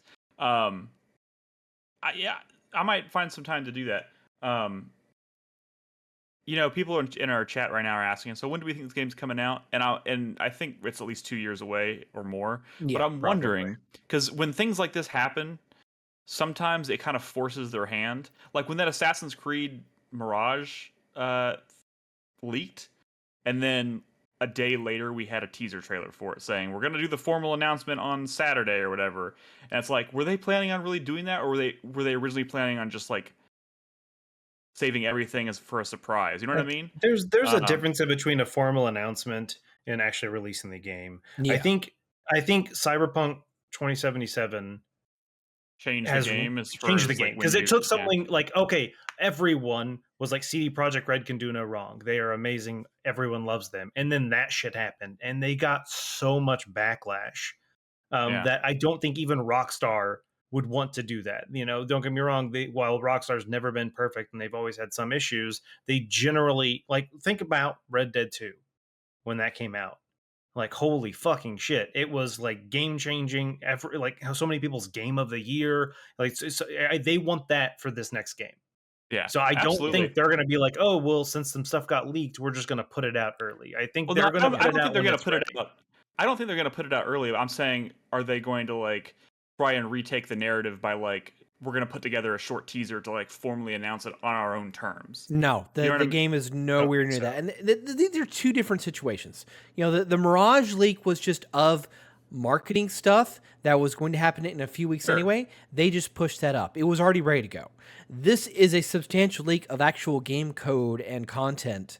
This game is still in a lot of areas. It's still in gray box. Like they are nowhere near ready. I totally get that. I'm just saying, as a developer and a studio, I feel like it would be kind of uncomfortable feeling like you don't have control of the narrative.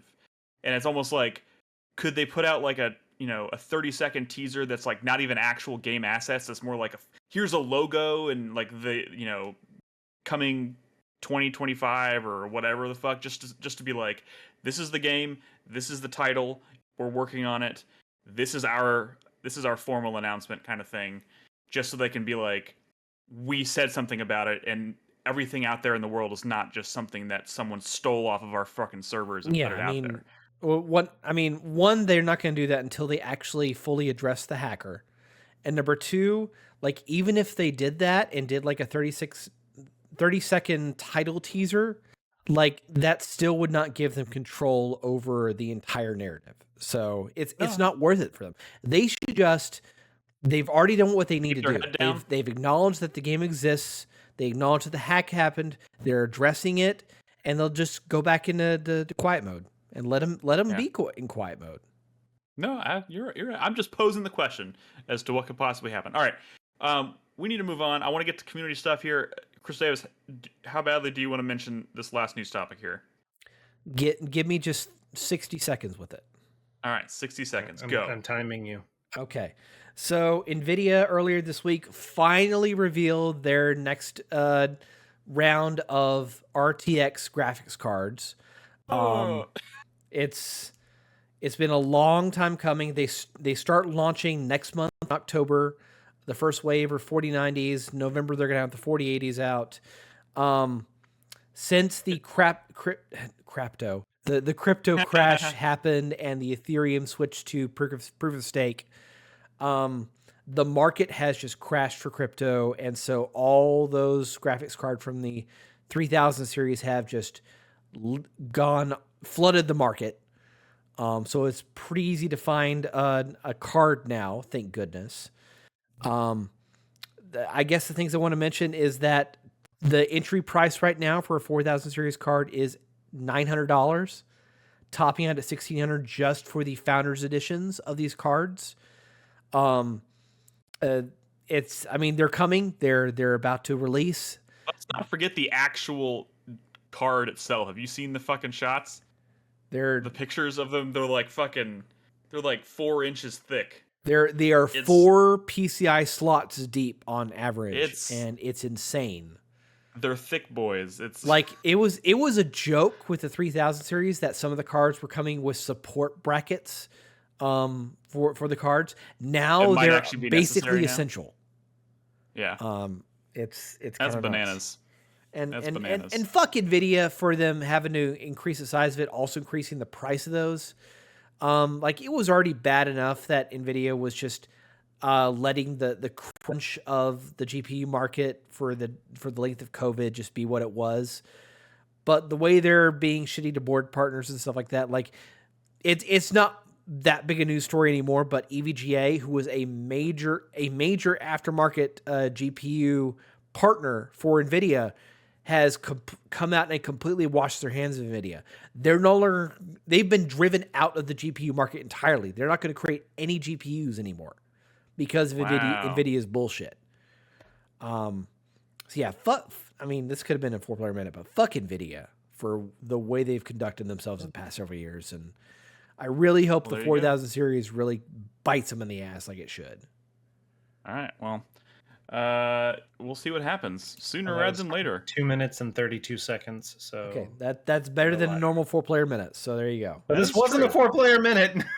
That's not what this was. It kind of was it not? Okay, Brad has disappeared right before the community segment. That's unfortunate. He said he gave us the signal like 1 minute. I'll be right back, and he has yet to return. But as promised, I want to make sure we get to the community segment this week. We didn't get a chance to do one last week because it was a very, very packed show, but here we go. So the questions I'm going to be reading tonight come from people who submitted questions in the thread for last week's episode. That's why I didn't create a thread for this week, because I figured we already had plenty of questions to go over. But I do want to remind everybody, if you want to get a question for the show, you can go to discord.gg/4player and find the thread in the submit a question channel for the upcoming episode, and you can leave it there. I'm also going to be actively looking in things like the comment section of the podcast on the site at 4playernetwork.com and in the YouTube comments. So anything that you say in any one of those channels will make it onto the show, whether it's in the community segment or at the beginning in the feedback, all that stuff. So with that in mind, I want to read our first question here. I'm trying to draw this out as long as possible to see if Brad comes back, but I guess he's gone. So William Outbreak has our first question this week. He says, is there a comic book character that you would like to see get its own video game adaptation that has not received much spotlight yet? And this is a crispy question. It is no Crispy this week, but it's kind of a Crispy question, but Crispy could probably rattle off like 100 of these. Or he might just have one very specific. I know he likes Blue Beetle. I feel like if I didn't say Blue Beetle, I'd be remiss. Or Booster Gold specifically. Yeah, I think Booster Gold might be the bigger one. Booster Gold is probably the one I was actually trying to think of. So I'm going to answer for Crispy. He's going to go Booster Gold. I'm personally going to say this should be probably an obvious answer, but I wish there was a Daredevil game. It seems like a no-brainer because... Would just be all black? Well, I mean, you joke, but like Daredevil could be interesting as hell because obviously he's a blind character, and having that incorporated into the gameplay. I'm not saying I would like the entire game to be like visualized like echolocation, but like you could probably do something to kind of communicate his blindness to the player in an interesting way, and maybe make it work into combat to make it really interesting. And also, Daredevil is a character I love, and telling an original story in a video game format, a la like, Insomniac Spider-Man, could be really, really fucking cool. So yeah, my vote would be for Daredevil. What about y'all? Two that I would point to. Number one, I think a Black Widow game would be great. Because there's that espionage aspect, but also very physical character, a lot of brawling stuff that you can do with that. And it would be a chance for making a different kind of superhero game. Like you said, she's kind of a spy or a stealth kind of character. Not necessarily stealth, but like a super spy kind of character. So you could make like a James Bond-esque type spy thriller, but a superhero character. Yeah. That'd be cool. The other thing is that the Question would be a pretty interesting character to choose, because the Question is... Yeah, the Question is a conspiracy nut in the DC universe that solves crimes and stuff. Interesting. And if you made a detective game with the Question, I think that would be pretty fucking cool. I like that answer. That's a deep cut. I like that answer. Nolan, anything coming to mind for you? Yeah, one. I mean, so this is. I mean, he'd been in been in games before, but not like a standalone. Nightcrawler. I think it'd have a lot of potential. Yeah. For, Cool traversal teleporting. opportunities. Yeah, Yeah. exactly. It makes me think of something like Dishonored. Yeah. Teleporting around, kind of stuff like that. I think there's a lot of things you could do with that. Hiding in shadows. And just like another one I thought of. I mean, don't get me wrong. There has been a standalone game for him on the SNES, but the Rocketeer. I think Rocketeer. it That's could true, do a yeah. lot better now. It takes place in like kind of like the 30s, 40s. So I think makes me think of like what they've done recently with like Mafia and stuff like that. So I think obviously that era, but then obviously you're a crime Superheroes fighter. plus period pieces. Exactly. That's Very why I cool. think there's a lot of potential for it. You don't have to have like this new Avengers, game that's crazy shit going on, because it's literally just a guy with a jetpack and a helmet fighting Nazis, which could be a lot of fucking fun. Just punching dudes and then jetpacking around and stuff like that. So I think there's a lot of Absolutely. potential there. Absolutely. Also, what about just an XCOM style game where you play as shield agents? Like that'd be Yeah. pretty fucking fun. Yeah, that would be cool. I do want to point out that this question I would imagine was it was asked last week, and I think it was probably inspired by Amy Hennig's new game with Black Panther and Captain America, which is also a period piece or at least partially a period piece taking place in Paris during the with the Nazis. Like that, I am actually very excited for that game because it's a period piece, because it's two characters that it's kind of an odd combo. But just the combination of those two characters against that backdrop sounds just really fucking cool. So yeah, I don't know. I think these are all good answers. And again, I apologize. Brad's not here to give his answer, but we'll see if he comes back soon. Our next question comes from Zero Skies. He asks, you can pick a game series. If you could pick a game series to have multiple media projects announced at once, but you had to consume all of them to completion, including mobile games, what series would you choose? Oh, man. So does that imply that whatever series we picked, it would have to have a mobile game announced as part of this like media? I mean, you say frenzy? that, but like look at like the Tomb Raider and Hitman games that were on mobile. Like yeah. those are some fantastic. Just because it's on mobile doesn't mean it has to be shit. Yeah. You can still True. have a good mobile game. Very, very good point. Yeah, you just got to be Very good conscious of the system you're building it for. I mean, Mhm. and these days, the way phones are, like the translation is very little potentially. For sure. And it's something what? I'd like to see, and maybe they'll do it again. And Nick probably doesn't remember this. The GTA 5, yeah, 5 Mhm. had a mobile app, had a companion app that you could do yeah. stuff. I can't remember everything you could do. You could play with what was the dog's name? Chomp or I think something it was like Chomp, that. yeah. Chomp, you could play with Chomp, and it would up his like abilities in the game. It would make him better, Oh, like help you in the you're game. right. I don't remember this. You could interact with like I think your like some of your car stuff. Mhm. Obviously, it was limited, but that's also because, like I said, it came out in iFruit. Thank you, That's what it Stunner was. Panda. It was called iFruit. Um, it came out in It was Chop the 2012. Chop, yeah, We got Chop. close. I was close. Um, Close. but yeah, so like I said, like I think you could. I would love to see certain, and I think I remember one of the older Assassin's Creed also had something like that. I don't remember, it was Black Flag. It might have been, but there was a companion app that would allow you to control, like, because you could send your people out on missions to get supplies and stuff. And like you could do that in the game, or you could do it from your phone. And that was kind of one of the nice things, is they would gather supplies for you in the game, but you could do it while not playing the game.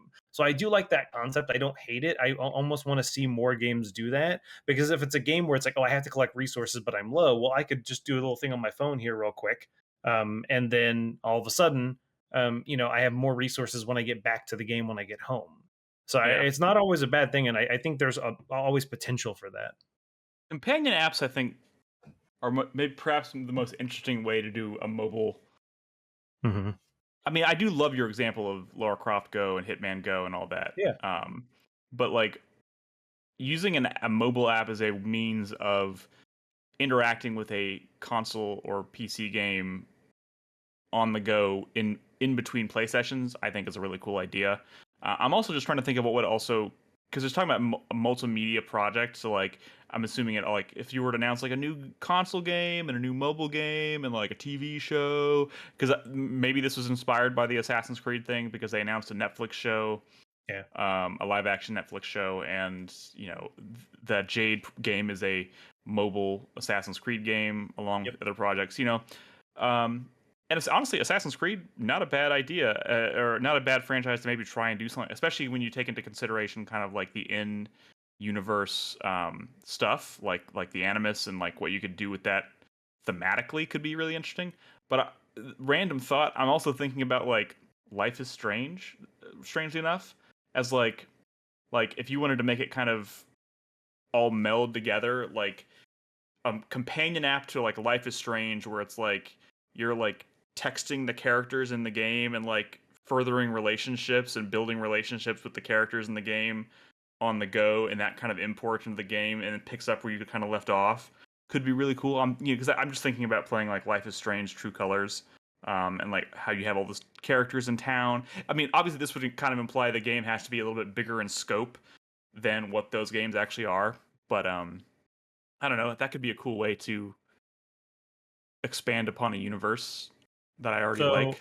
My two thoughts I jumped to one, being Persona. So having a new game / potential show / app, I could easily see yourself interacting with personas and stuff via the app and doing other things if we do lean towards a companion route. Or my other choice would be Zoids. Let's get some good Zoids media going. Sure, why not? Been a long time. All right. This might be an incendiary answer. But if Konami ever did it, Metal Gear, like it, say what you will, there has not been a necessarily bad Metal Gear game after 1998. Survivor, Metal Gear Survive. Survive. We've had that but conversation. I'm not going to get into it, but like a Metal Gear Solid, game. Like when I think of Metal Gear Solid Mobile, I think of Metal Gear Acid. Or I think of the work they did with Peace Walker and the portable ops and like seeing new versions of that. Like I would be all for that. I mean, the only problem there is I think kind of the creative genius behind what made a lot of those games interesting was Kojima. Oh, yeah. I don't know. Yeah. Without him working on, I don't know if I would trust a multimedia array of Metal Gear products. It would depend on who's the developer. That's a whole other conversation that we've had so many times. Okay. A few more questions to get through today.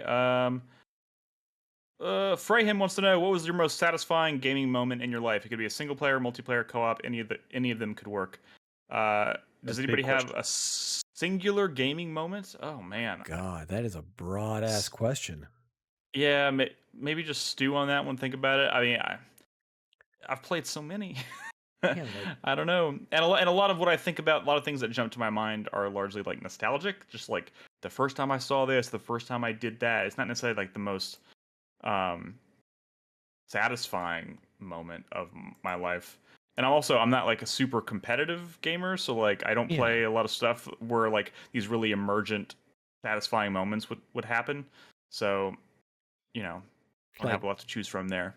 When I think of examples, I think back myself to like multiplayer stuff with my friends, way back in the day, like Splinter Cell Chaos Theory or Rainbow Six Black Arrow, just getting together with friends and just having so much fun. Right. Things like that. If anything else pops into your head along the way, feel free to shout it out. Oh, what was that last question? Okay, he's back. Freyham said, what was your most satisfying gaming moment in your life? And that's kind of a broad question. So, like in all. Just quickly think past over the past like 3 decades, just real quick. Over every game you've ever played.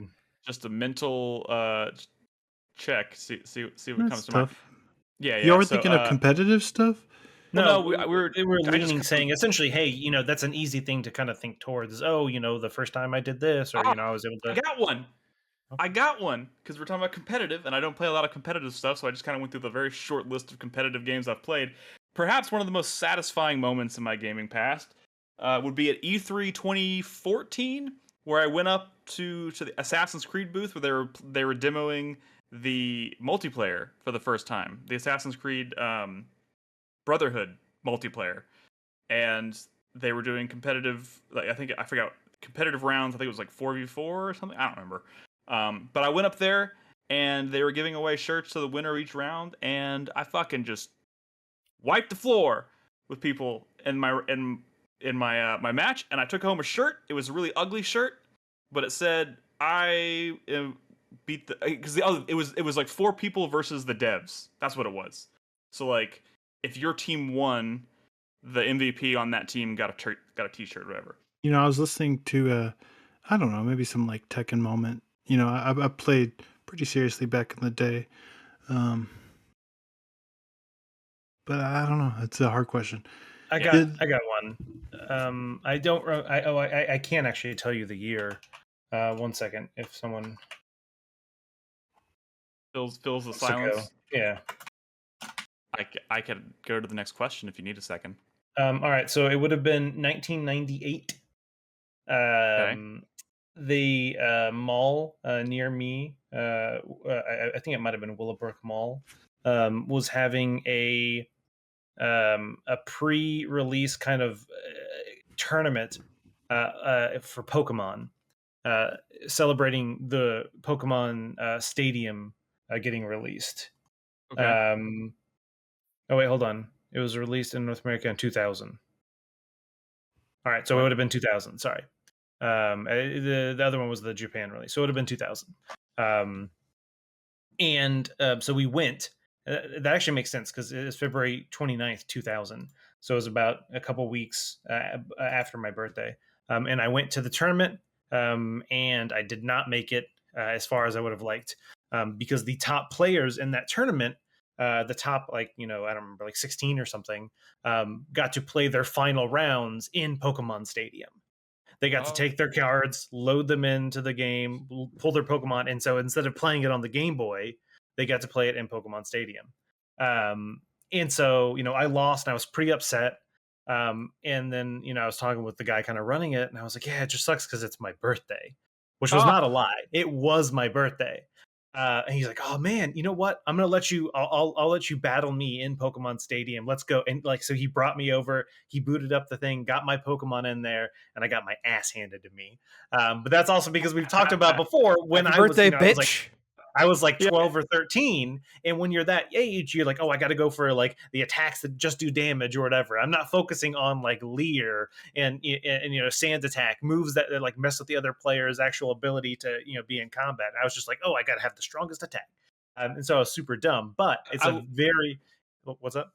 I love the idea of this guy being like, oh, it's your birthday? Okay, come here, kid. I'll let you play. I'll whoop your ass. Yep, basically. Honestly, for me, it's probably like some moment that happened on stream, either when we were like together or just some other like crazy moment, maybe in the early days when shit was getting really wild. Getting really wild. Playing PT together for the first time was like, I don't know if it's like the most satisfying. I mean, I guess it could be satisfying, just like the magic of like booting that game up like the night after it was announced and released, and like nobody knew what the fuck it was. And we were all huddled together in Brad's apartment, playing that together and just losing our minds. Was just a really cool experience, and I think somehow that could be considered one of the most satisfying moments, I suppose. Okay, couple. By the way, I did hear all the previous questions. I would maybe I did hear all the previous questions. I can get some quick answers. Sure. Superhero character I'd like a standalone game based on? That was the question? Yes. Somebody maybe like who's kind of invulnerable, like the Juggernaut or Colossus or something would be really cool. Seeing a game kind of designed around basically Red Faction Gorilla, but you're the one bashing through walls or some shit. That would be fucking Or like cool. the Incredible Hulk. What was that Incredible Hulk game everybody loves? Ultimate Destruction. Yeah, that game's awesome. Nick, you said that if you maybe pick a franchise, I'd watch all this stuff. You said Assassin's Creed. No. You've still been you said dude. Assassin's Creed. Maybe I said this was means you've got to watch that fucking movie that you've been in denial about. I've seen it. You have? Yes. Me, Crispy, and I watched it together. I'll do you one better. I own it. I paid money for it. Why do you? I've watched it twice. Okay, you've sold Ghostwire Tokyo, but you kept the Assassin's Creed movie? Yes, I like the Assassin's Creed live action movie more than I liked Ghostwire Tokyo. Wow. I'm sorry. Wow. But like, and yet you say you don't hate that game. I'm just saying. And to the other gaming moment. Oh, sorry. Go ahead, Nick. No, go ahead. I don't need to. I digress. I was saying the other gaming moment that I can remember that I was super proud of was when we were all together playing when the PS4 got released, and we were playing the Playroom VR, and I made the Astrobot go up my butt. Yeah, that was one of my favorite moments. I feel like as like being proud of yourself for being like a funny guy like that's a pretty not gonna it's gonna be a hard one to top. You want to talk about moments like that? Oh God! I immediately think of when Nolan first showed off what he could do with the character editor in Senran Kagura, and I'm like, oh my fucking God, that's a real. We do have to move on, but that sushi roll looked delicious. I can imagine someone listening to this podcast not having any idea what happened in this clip and just hearing Brad say, but that sushi roll looked delicious, and being like, I gotta figure this out. All right, let's see. One more question tonight. Ichi's Kid wants to know amazing demos that ended up being bad games. He says Indigo Prophecy. Ooh. That's it. Wait, Indigo Prophecy was all right. Indigo Prophecy was it got stupid as fuck at the end, but that game was cool at the time. Was it though? I don't know. Everything until the last hour of Indigo Prophecy is a fun experience. We're not here to talk about Indigo Prophecy, believe it or not. Remember that Crackdown demo? I guess Crackdown as a game is still pretty good, but that demo was especially like... Oh my what God, you saw was what you got with Crackdown. If the demo was good, but the game was not... Was bad, yeah. That's a hard question. Yeah. I've seen demos that... Right, I definitely was maybe. I've seen plenty of demos at E3 that looked amazing that turned out to be not so great. Like I definitely had more fun with like the Just Cause 2 demo, I think, maybe than I did with the final game. But I still like the final game, so that doesn't work either. I got one. Biomutant. Yeah. Absolutely loved my time with Biomutant at E3, and then was so disappointed by the final release. God, I'm sorry. I'll agree with you there. I guess E3 demos is another good one. I mean, it's sort of a loophole that we have because we played a lot of like E3 demos and stuff, and that would be a good one. I got one. Fortnite. I remember I played Fortnite. Fortnite was like secretly like I was like, oh my God, this is like one of my favorite games of the show. Yeah, and but Nick, I bet if you played Fortnite right now, you would exist now. Yeah, I bet if you played Fortnite right now, you'd like it. Fuck no. No. I bet you would. I bet you'd have a community. I'd be like, oh wow, I actually kind of really like this. Blah, blah, blah. That's totally Nick. The Brutal Legend, that's a good one. Brutal Legend. Drunken Merchant chat mentioned Brutal Legend. I mean, I liked that game ultimately, but people really vibed with that demo. But the demo didn't have any of like the awkward RTS stuff that came later in the game. Yeah, people just thought it was going to be kind of like an open world God of War or some shit. Yeah. Faux show. Prey 2. Let's not forget about Prey 2. I watched somebody play it, and it looked amazing. And you know what? It definitely did not live up to the promise of that demo. I bet if you think hard enough, you could come up with some really good answers. But you know. All right. This is a cool down question. It's the last one that we didn't get to. It's from Cracknacker. Given the choice, would you rather a starter and main or a main and dessert meal? Starter and main. What? Starter. If would you prefer in a meal a starter and main or a main and dessert? Starter and main. I'm just not as much of a sweets guy. I'm not as much Yeah. of a sweets guy, so you get some like fried bullshit as a starter, and that's always nice. I'm a fan of a good salad. Okay, I don't think that goes for me, against the spirit of the question. it's one No, of it's a those things that starter.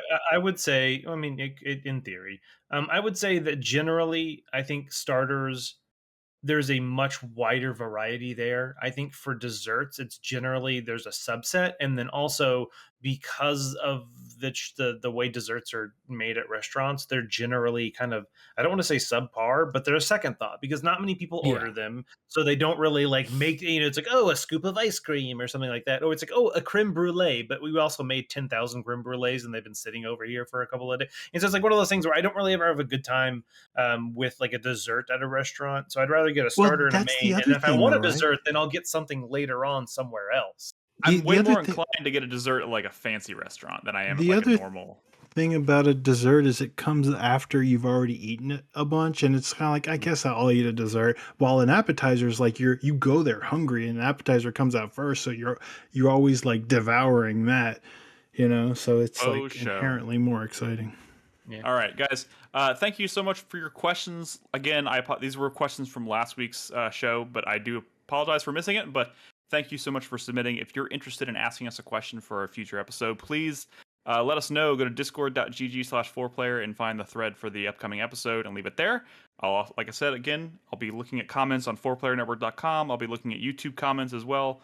But yeah, we appreciate any and all questions and feedback. So keep that in mind. You get more excited about a What? salad than like a piece of key lime pie or something? Oh yeah, hell yeah, dude. A good like salad is like, it's.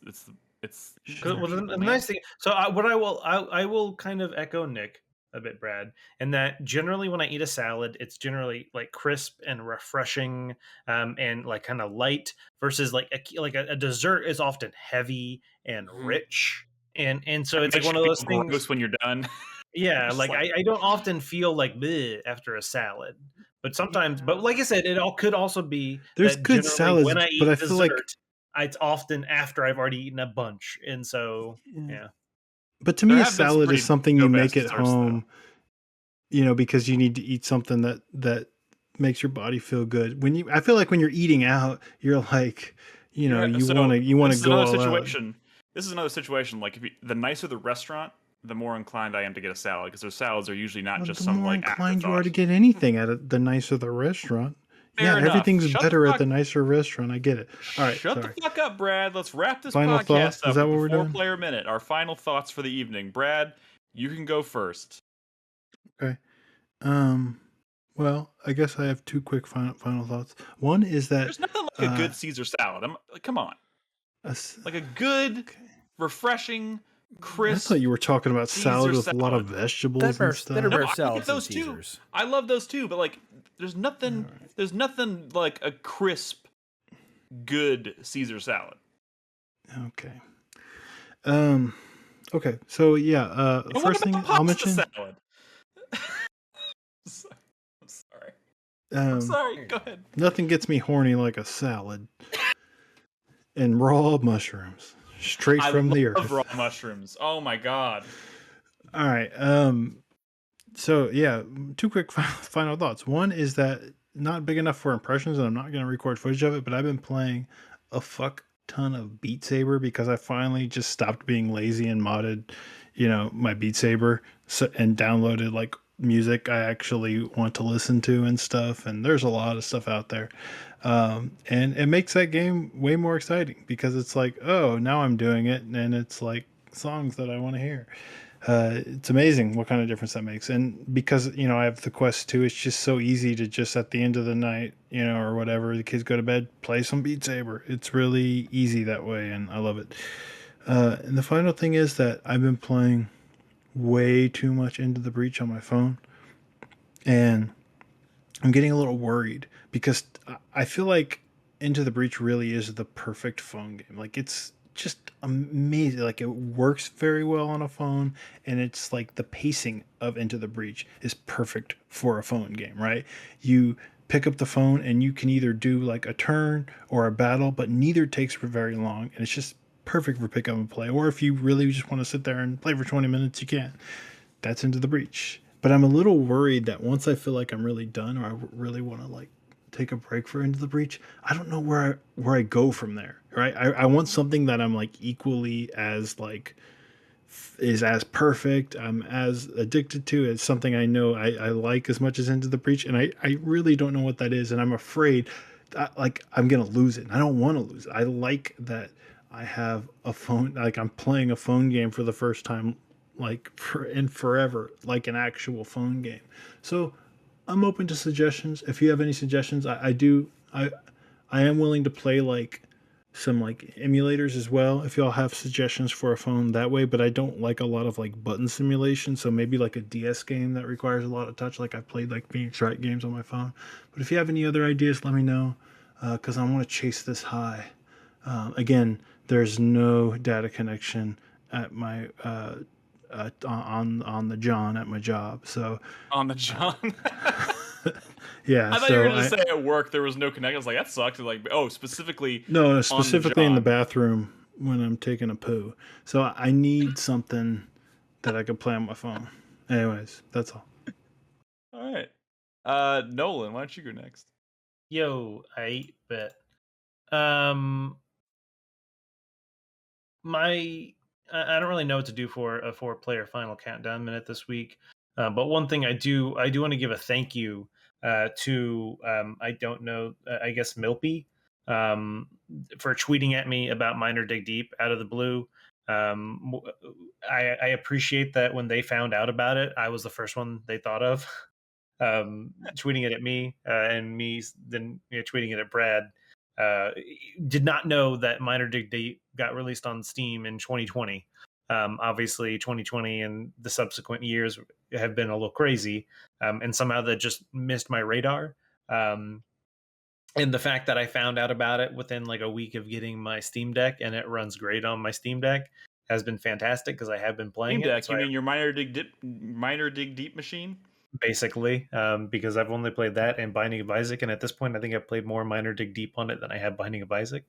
But I appreciate them thinking about me. And then I have been. So I will say that now that I've spent a little more time with my Steam Deck, I really do like it a lot. I'm excited to play more games on it. Excited to spend more time. Sorry, a weird text. With that and all the potential that it holds, like I said, I can't remember if I said it during the podcast or right before.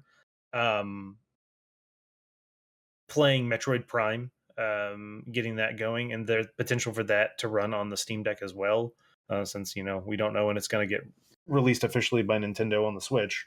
But yeah, I'm pretty excited to dive back into that series because I never finished it. Cool beans. Yeah, I've still only played the first one, but I loved it. Yeah, it'd be really nice if there was a nice modern version of 2 and 3 to jump into. Anyways, sure. Chris Davis. For my final thought tonight, I want to expand a little bit more on the RTX stuff with Nvidia. Fuck them with the graphics cards, but as part of that announcement, they announced something that's really fucking cool. They announced two things. They announced a thing called RTX Remix, and the idea is that it is a consumer-friendly way to allow modders to introduce RTX or ray tracing into older games. So you've heard of projects like the Quake 2 ray tracing implementation and things like that. Well, this is now going to be a more consumer user-friendly way of taking those older games and putting in RTX lighting and RTX ray tracing and stuff like that. That's cool. But also as part of that, they're also introducing AI texture upscaling.